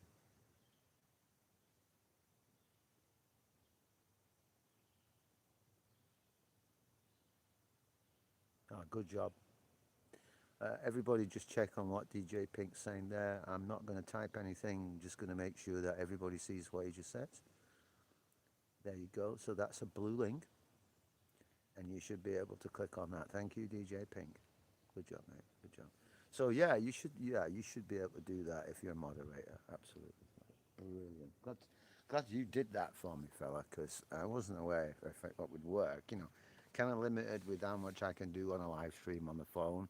Say, compared to being on a desktop in a computer, in the living room or in the studio.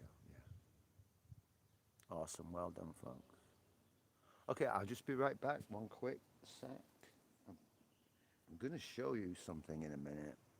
And I think that, I don't know if you saw the thumbnail earlier when you came in.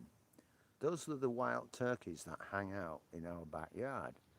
And yesterday we had 10. Now, there are two separate families. There's the big ones there that you saw in the thumbnail, which are all male turkeys. There's 5 of them in total.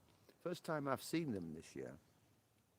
But for the last few days, I've been seeing one mama and 4 little chicks, which Pam says they remind her of Skeksis or little dinosaurs, and she's right, actually. They're not the prettiest birds, to be fair, but they are big.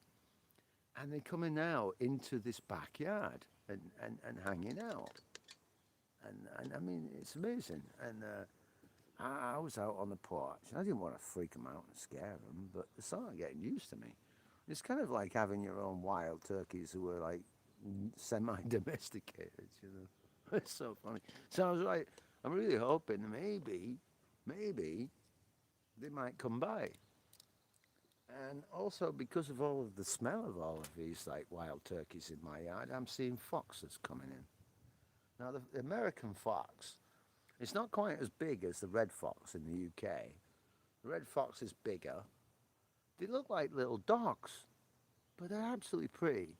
But then this thing just came wandering around. You see where that wooden boundary is there, the overgrown bit where my raspberries are in the bottom right-hand corner?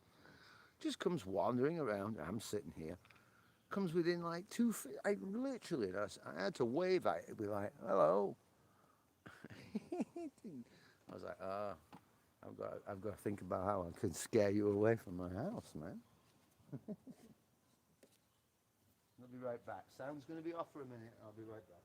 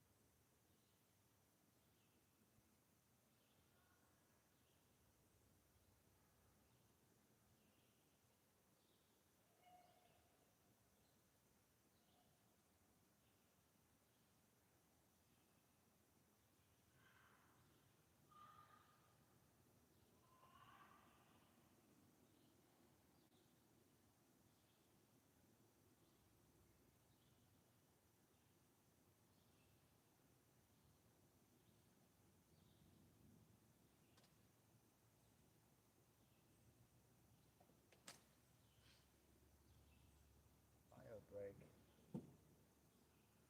Oof. Getting a little cooler. Yeah. Okay. So how are we doing, guys? Thank you for sticking with me. I know if you're getting late out there, and you need me, you're just hanging in, I really appreciate this. Thank you for the likes too. Wow, you guys are cool. Yeah, you rock. I'm gonna try and cover my chest up a little bit so I'm not like indecent. I can flip the camera and cheers you guys a little. I'm not ready to finish the stream, but I know time's getting on for you, some of you, depending where you are. But I'm in no rush. But just want to make another personal appearance. Well, you know who you're talking to, I guess. You know, that would help.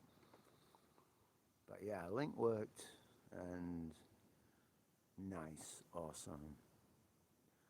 You're awesome. Thank you, guys. We'll definitely be hooking up soon, Wolverine, and you will get the follow up from me very soon. Mm-hmm. So let you guys know, I work a lot on weekends, and during the week it rotates. Plus, I'm on call, so sometimes besides that, I'm free. Right on. Yeah. So a lot on weekends, and during the week it rotates. Okay. That makes sense. Mm.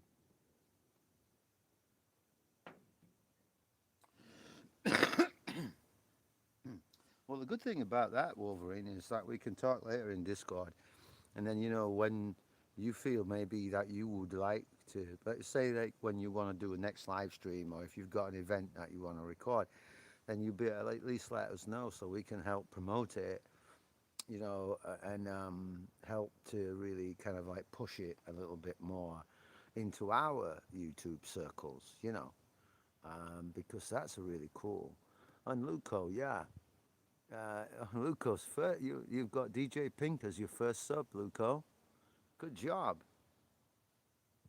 Are you so Luco's a new channel or has another channel? Thank you, mate. Yeah, Wolverine, absolutely right. Thank you, sir. Appreciate that. Love it, love it, love it. I'm just going to move my chair a little bit so I can maybe find some little bit more shade. Because to be honest, mates, my knees are on fire right now. Maybe if I just turn it around a bit, like this. Ooh, that's better. I can kind of maybe when I flip the camera, I can still have a view and wave at you guys. Yeah, I mean, it's amazing, isn't it? Probably like maybe has another account. And just come in for a chat. If that's the case, maybe they'll come in again and be even more friendly and let us know what their main account is. Who knows? Or they're just maybe new. But I appreciate the conversation, though. Huh? I mean, guys that kept the show going here. Thank you so much. You're like the crew of the Starship Enterprise. It's like we got this, mate. Don't worry about it. You've got you got DJ Pink laid up with his problems. We've got Wolverine. He's like, I'm on a break. It's like, what? We've got somebody live, and it's one of my buddies. Yeah, man, I'm gonna sneak on that one. Check out. Yep, that's awesome. Cool.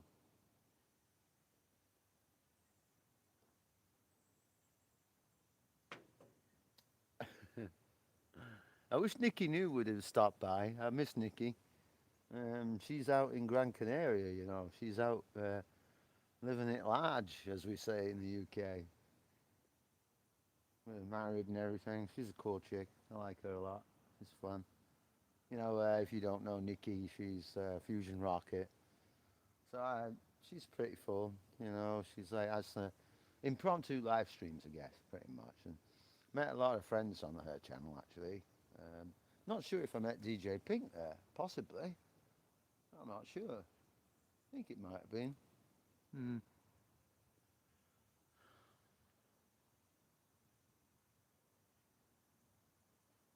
Ah, you're welcome, bro. I would I would love it one day if you were able to come visit, if you ever get the chance, and hang out with us. That'd be cool. Like to meet you one day if that was ever possible, but we'll see. Yeah, Nikki. Yeah.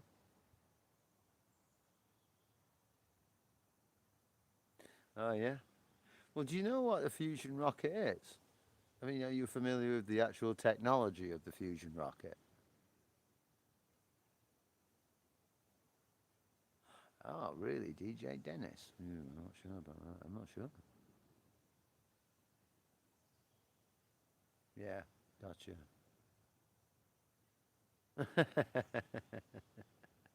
Yeah.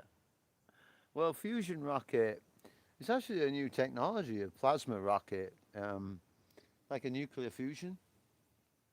Um, so apparently, when they perfect it, and there's a UK company that I can't remember the name of the project. I think it's called Sunbird or something like that. They're claiming that they're perfecting the technology, can get you to Mars in 2 weeks. So, you know, that's the fusion rocket. But I'm pretty sure that she didn't call herself fusion rocket for that purpose. I don't know. Ask her next time. We'll find out. Right?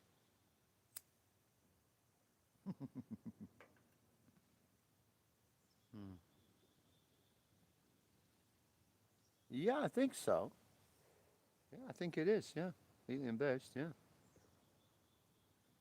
I mean, it'd have to be something like that, right? I mean, we'd have to until we can get the factor of figuring out how to process helium 3. Then, yeah.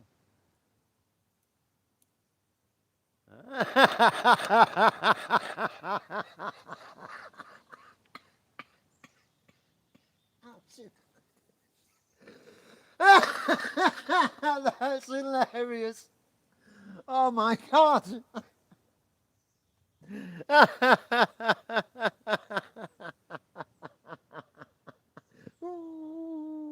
Whoops, and it's breaking the sound barrier going.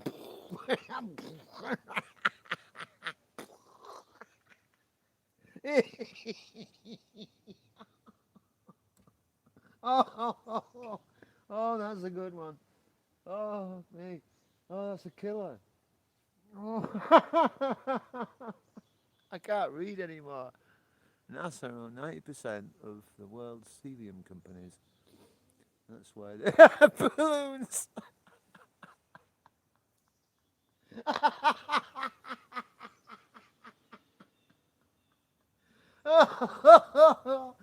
Oh dear. Wow. Seriously, that's hilarious. Oh my god. I'm sweating and I'm hot, but I'm sweating even more now. Oh shit. Oh, I should have put my face on camera for that one. Oh crap.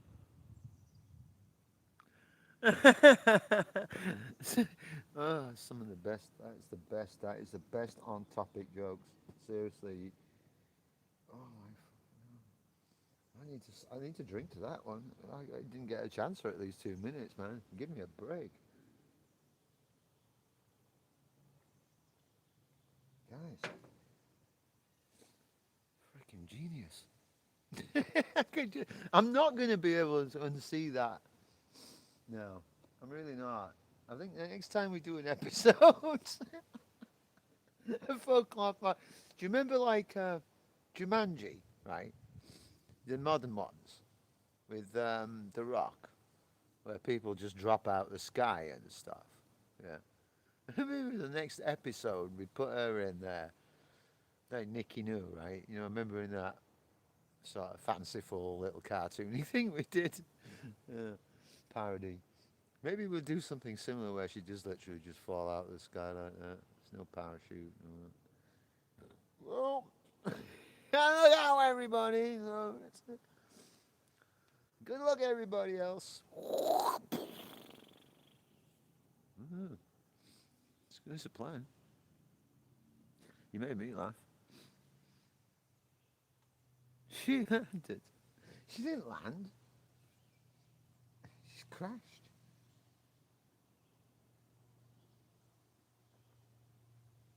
No, God bless her. I'm not saying nothing about that. It's like fucking awesome.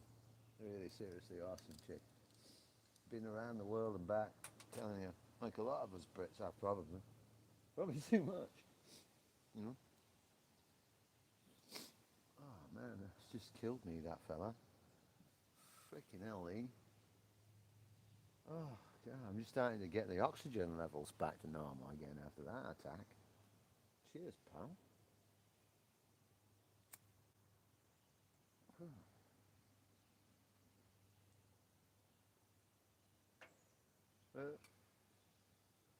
Right, so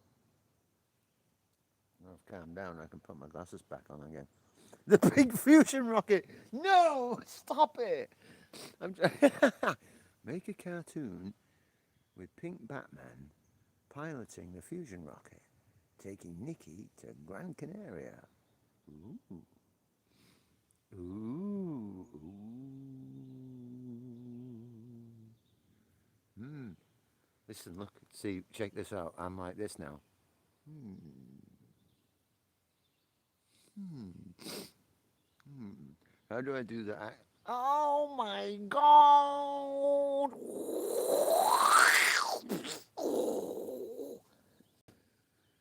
All right, Nikki, how are you, love? Like I'm doing an English accent. That's terrible. I need a West Yorkshire accent. I can't even do one right now, can I? Hey up, chick. What's up? Oh my fucking god! What the hell just fucking happened?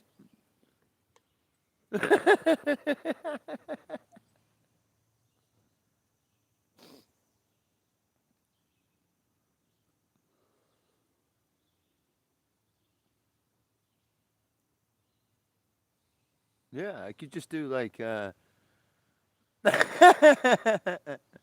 he got shot down from Maine by a ghillie sniper. Yeah, it was a low flyer. She was a low flyer. I'm like, no, I'm saving your life, honey. You, we're bringing you down here in the safe place. You are out of control. Yeah, you'll get food and blankets and everything, and a nice warm fire. If you'd have carried on any further, it would have been the Sea of Galilee, or what would they call it on the moon? When Armstrong was trying to land, it was called to be Tranquility. It turned out to be anything but. He had to fly it and another couple of miles or something to land in the same place, right? So, Sea of Tranquility? I don't think so. It's full of rocks and boulders. Like, how am I going to land this bloody thing here?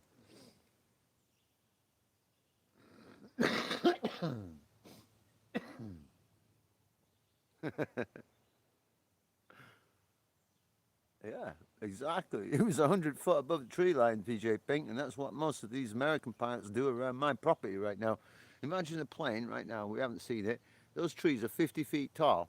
Right? That's actually a 50. That's 50 feet. That is literally. And imagine the plane going 50 feet just above them trees, and there's not supposed to be anybody around. I'm like, all I have to do is pull my rifle out and stand there and look at you from my scope. I'm not going to shoot at you. I'm just going, I'm trying to find your tail number, you idiot. So I can call in an airport and go, hey, why is this guy flying at 200 feet above my house? That's not right.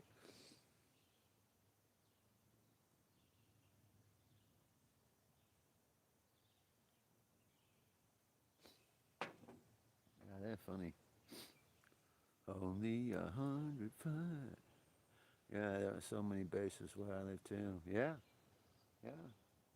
Well, you know what, pal? We have the bases, but we have three municipal airports close by, and only one of them has an actual radar, and which is Brunswick.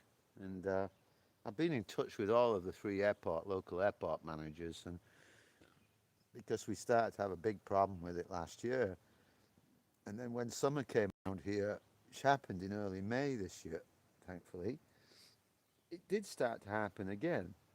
So I made it my business to introduce myself to the three local airport managers. And we had some very funny conversations, together. And they took it all very seriously. I have to give them credit. They were consummate professionals. They took it incredibly seriously, and every single one of them agreed with me. They said it's absolutely unacceptable that anybody is flying below 500 feet over your property anyway. You have to understand where I am. I am in the middle of 7 miles of woodlands. The nearest town is 10 miles away that builds warships for the US Navy. And I have two neighbours, both of which nearly a mile away from me. So if you fly over here, you will be flying over woodlands and forests, and all of a sudden just come across that clearing that you're looking at right now. And some of them were just seeing it and then flying around and doing a loop and taking like a tourist sort of flight over it. So I decided that one day I would shave my whole body, put on a Borat wig and a big mustache, and wear a yellow mankini.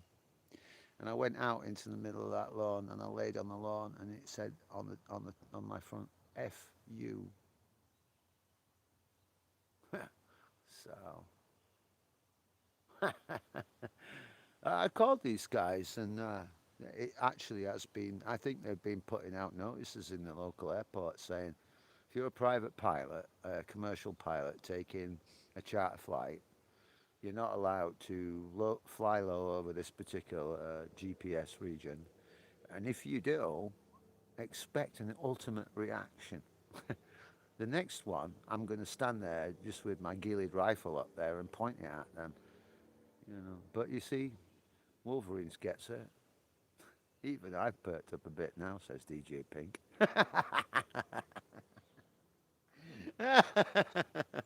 Good one, pal. Even I.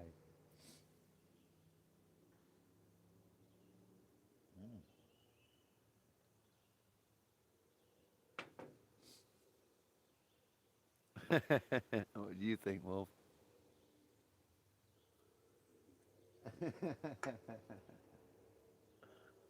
I can't wait to take you guys for a walk up in the woods live, you know. I would love to do that now, but I'm just not really sure how the signal will hold. I mean, it should be good. We could do it. Be a bit of an effort on my part, but you know, I'd love to do it for you, some guys, sometime. Be very, very nice up there in the dark woods, just hanging out, showing you what we're looking at, and maybe one day some of our friends will come visit and get to experience it for themselves. You know, live out there in a nice cabin, do what they want, have a meal, cook on an open fire. You've got 5G, you've got everything, and it don't cost you nothing other than the travel. And take part in one of Worldwide Folklore Tales' new series coming up in 2027 and 2028. I'll be right back, folks. I just bros. I should call you bros. Just gonna need to hit the fridge, grab another cold one. Be right back. Thank you.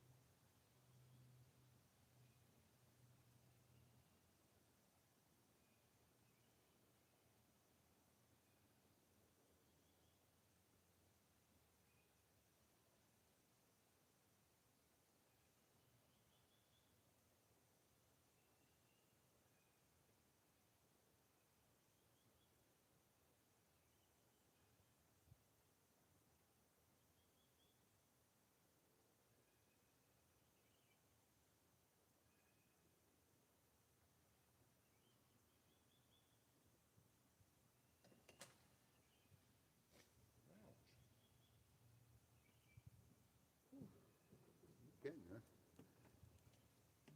All right. Let's see. Thinking about switching the camera over a little bit soon, so I can hang out with you guys face to face, if that's okay. But if you'd prefer me to keep it on a static view, or maybe give you a little bit of a different view of the whole thing, because you're in vertical format, aren't you? You know, so it doesn't really help in terms of what is actually out there right now. You don't not seeing like most of it.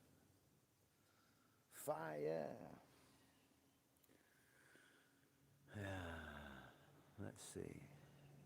Get one of them AK RPGs, but fill it with confetti, and then they'll not fly over again. Oh wow.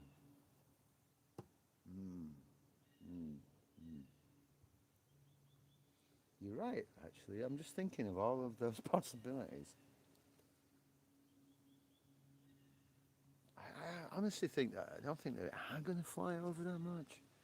And when they do, they're either going to see me naked scratching my nuts with a rifle in my hand, or I'll, I'll just laugh at them. I don't know. It's just I think it's cute that they like to fly over the yard and have a look at the place. It must be curious for them, you know. I'm sure they wouldn't like it though if I flew over their yard in my private plane, you know. Mm.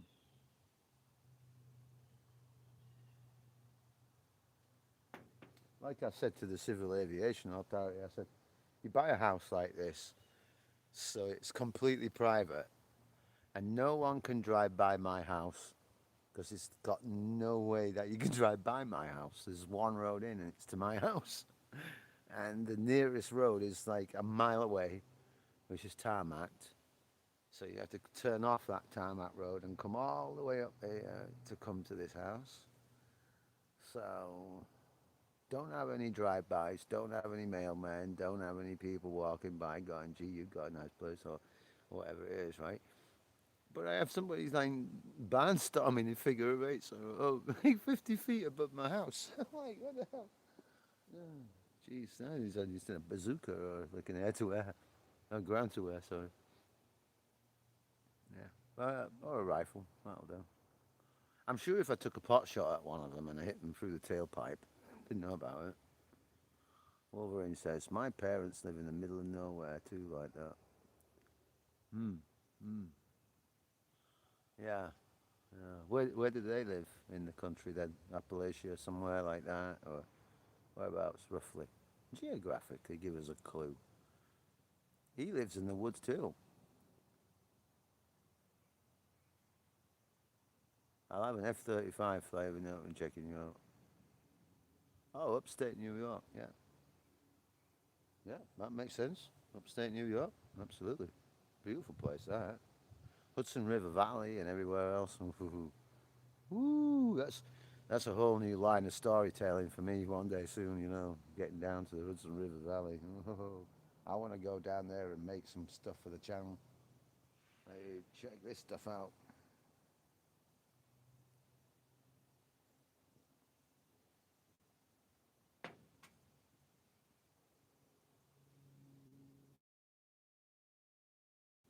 No.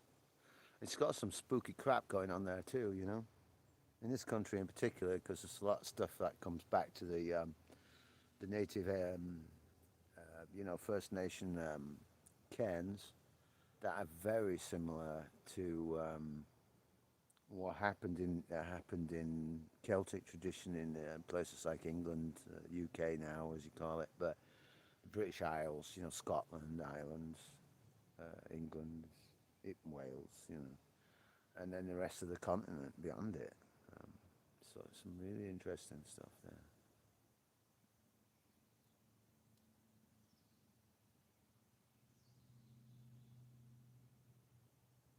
Yeah, Sherwood Forest.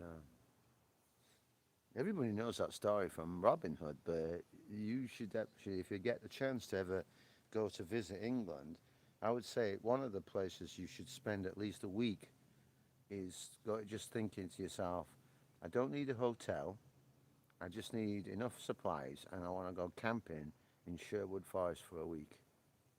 See if you can do that. Oh, really? Lived in Sleepy Hollow. Huh. Hmm. Hmm. I think New Paltz is actually an interesting place. We did actually make a video of that if you haven't seen it yet about sleep. It's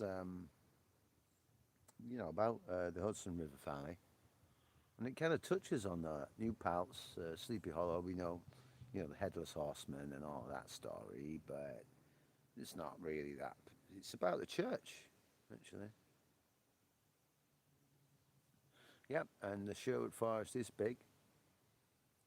North Yorkshire moors for me, and um, there's a particular forest up there too, which is pine forest.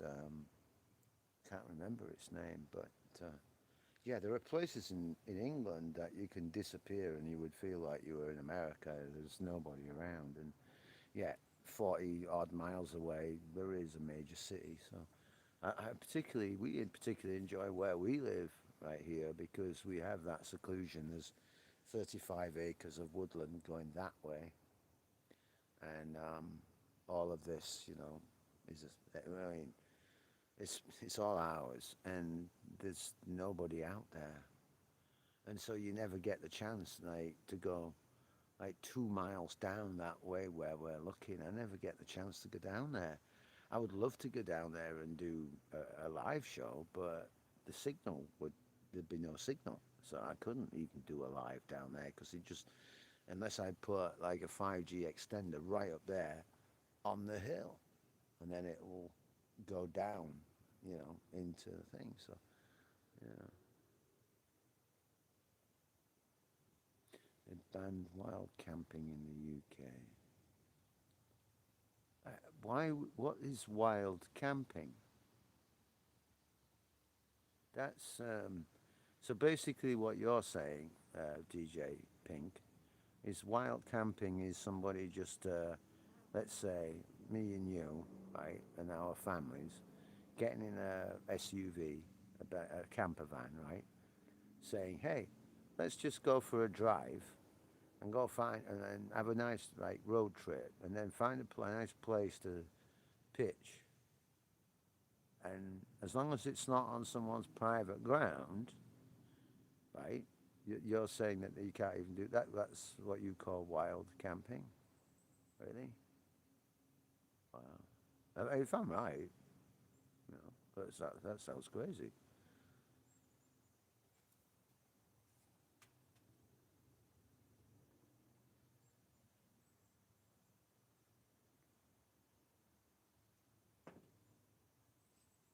Hmm. I get you. Yeah, you're just not allowed to just pitch up a tent. Yeah. But in the 90s when I was there, I used to go up to the North Yorkshire Mills and do that all the time. And I'll never have a problem. And it's a public right of way. It's a space. That's what it's there for. As long as you manage that site, you don't create like a moor fire or anything. Yeah, okay. Yeah.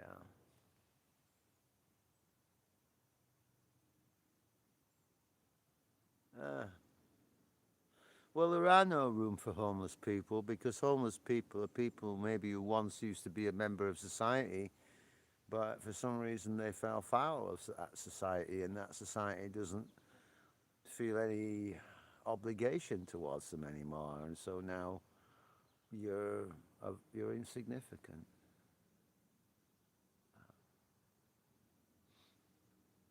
Hmm.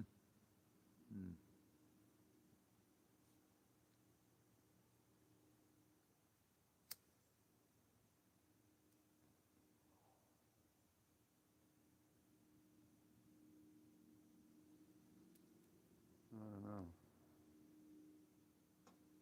I will tell you this, mate. Where are they supposed to go? Exactly. I mean, you've created.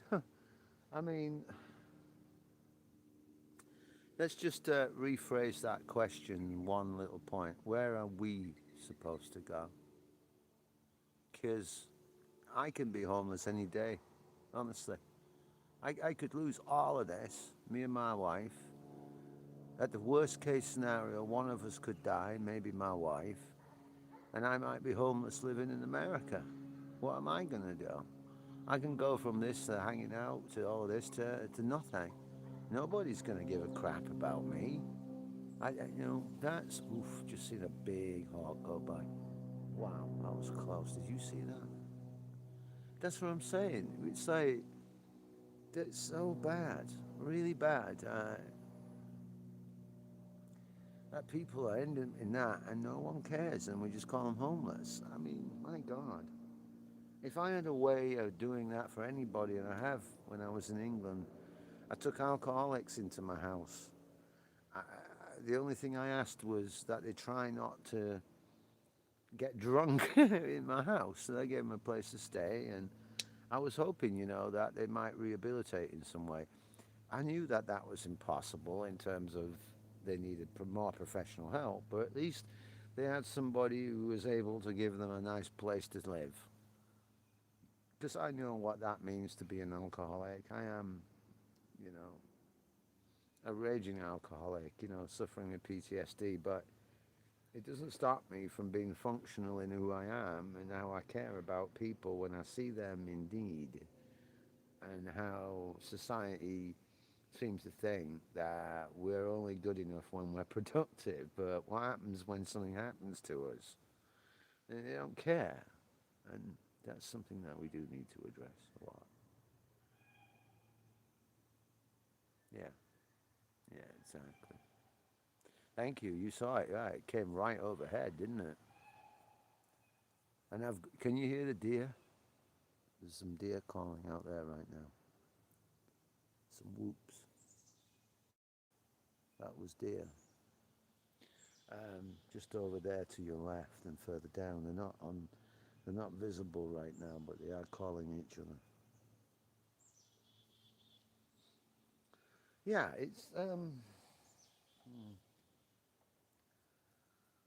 sort of crazy, man. Because if you have a strong opinion about something and you care, you go through life yourself having a struggle, and then you get yourself into a place which is pretty cool, and you want everybody else to know that they can have it too, and you know that not everybody can, but at least you hope, man, you're on the right track. You feel and you think the right way. It's just like it's the same business. It's like, why are other people getting a break when I'm not? You know, and I could do so much more with that break than they're doing. You know, sucks. Just keep trying, Mads. Just keep trying because your dreams are important, and what you envisage and what you want in life, or even what you've got right now, is something to be proud of, no matter what platform you stand on. What ground you walk.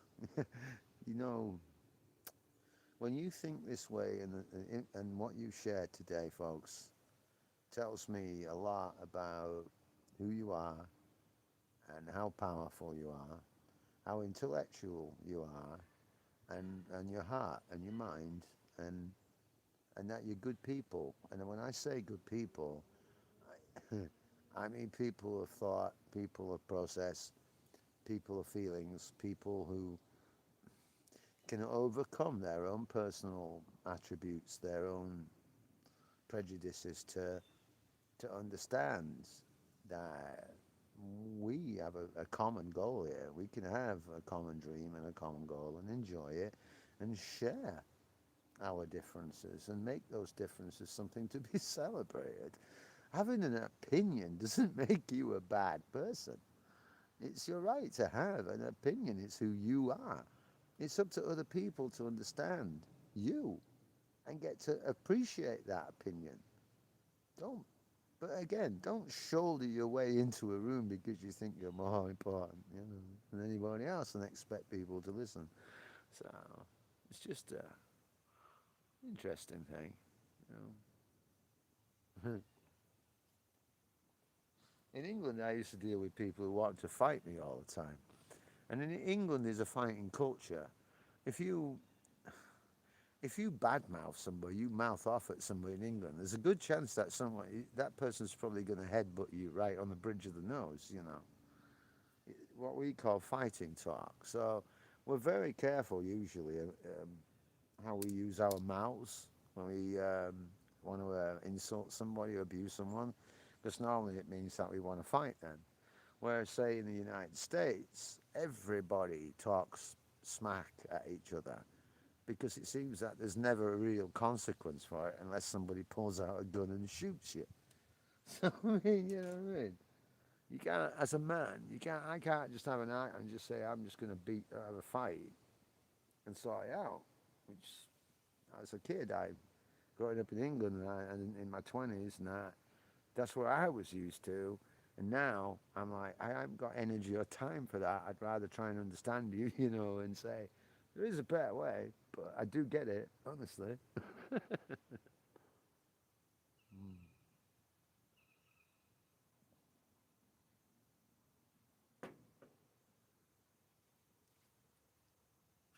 Right, right.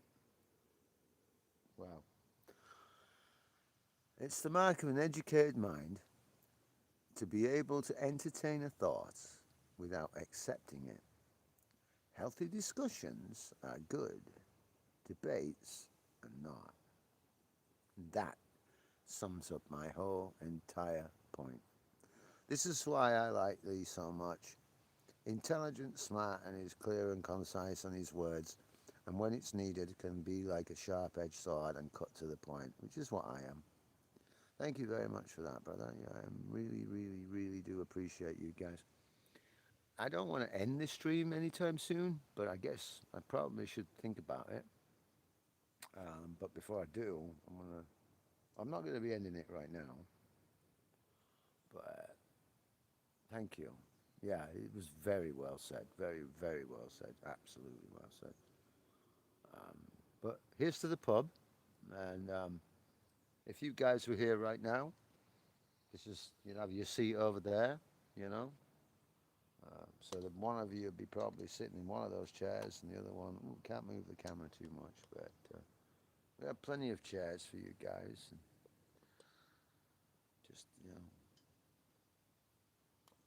this is where we'd be hanging out together. And if you're a smoker, if you're not, or a drinker, or what, or whatever you want to do, this is where we'd be.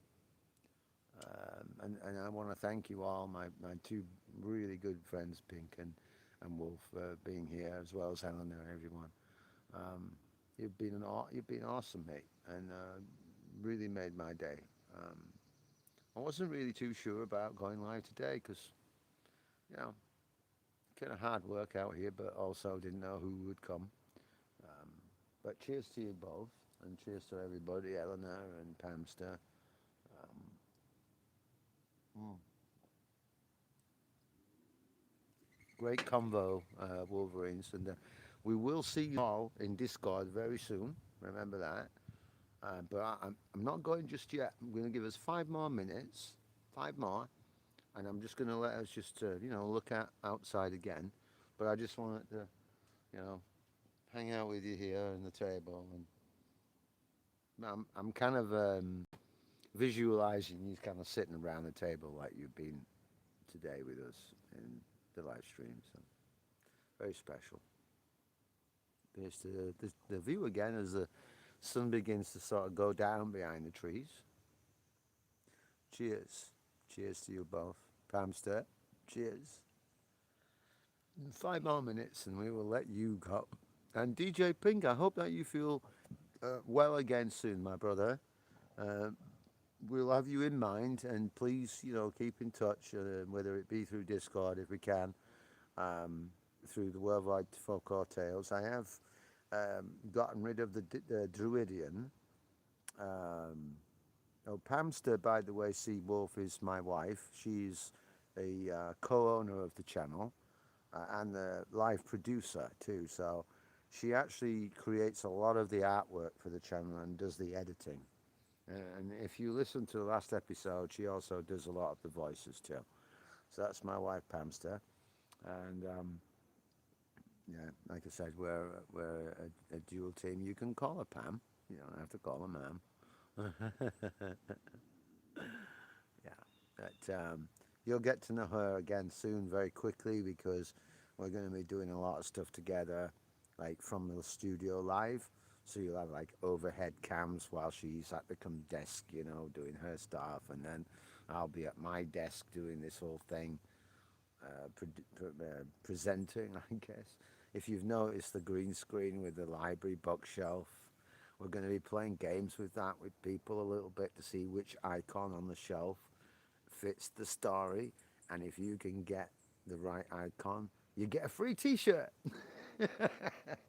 or what is it, Pam? A coaster, or yeah, something like that. Yeah. No, it's good, Pam. So, thanks, babe.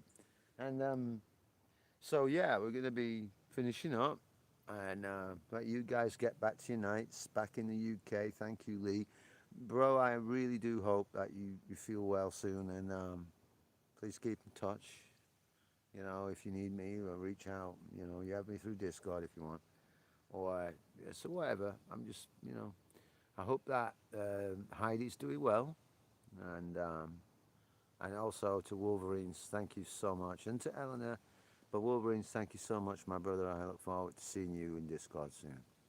Pamster says, oh yeah, mugs, coasters, beanie hats, lots of cool hats. These are free for our friends. They're not going to be a thing. They're not going to be charged for that. When we're in Discord, we're going to send them as freebies. So yeah, they'll be cool. All right then. I'm going to switch camera. Thank you all, everyone. Mwah. God bless you, and cheers. I hope you have a wonderful night. I hope to see you all again soon. We'll say good night from Worldwide Folklore Tales for now. God bless you all. Thank you, my friends. Wonderful.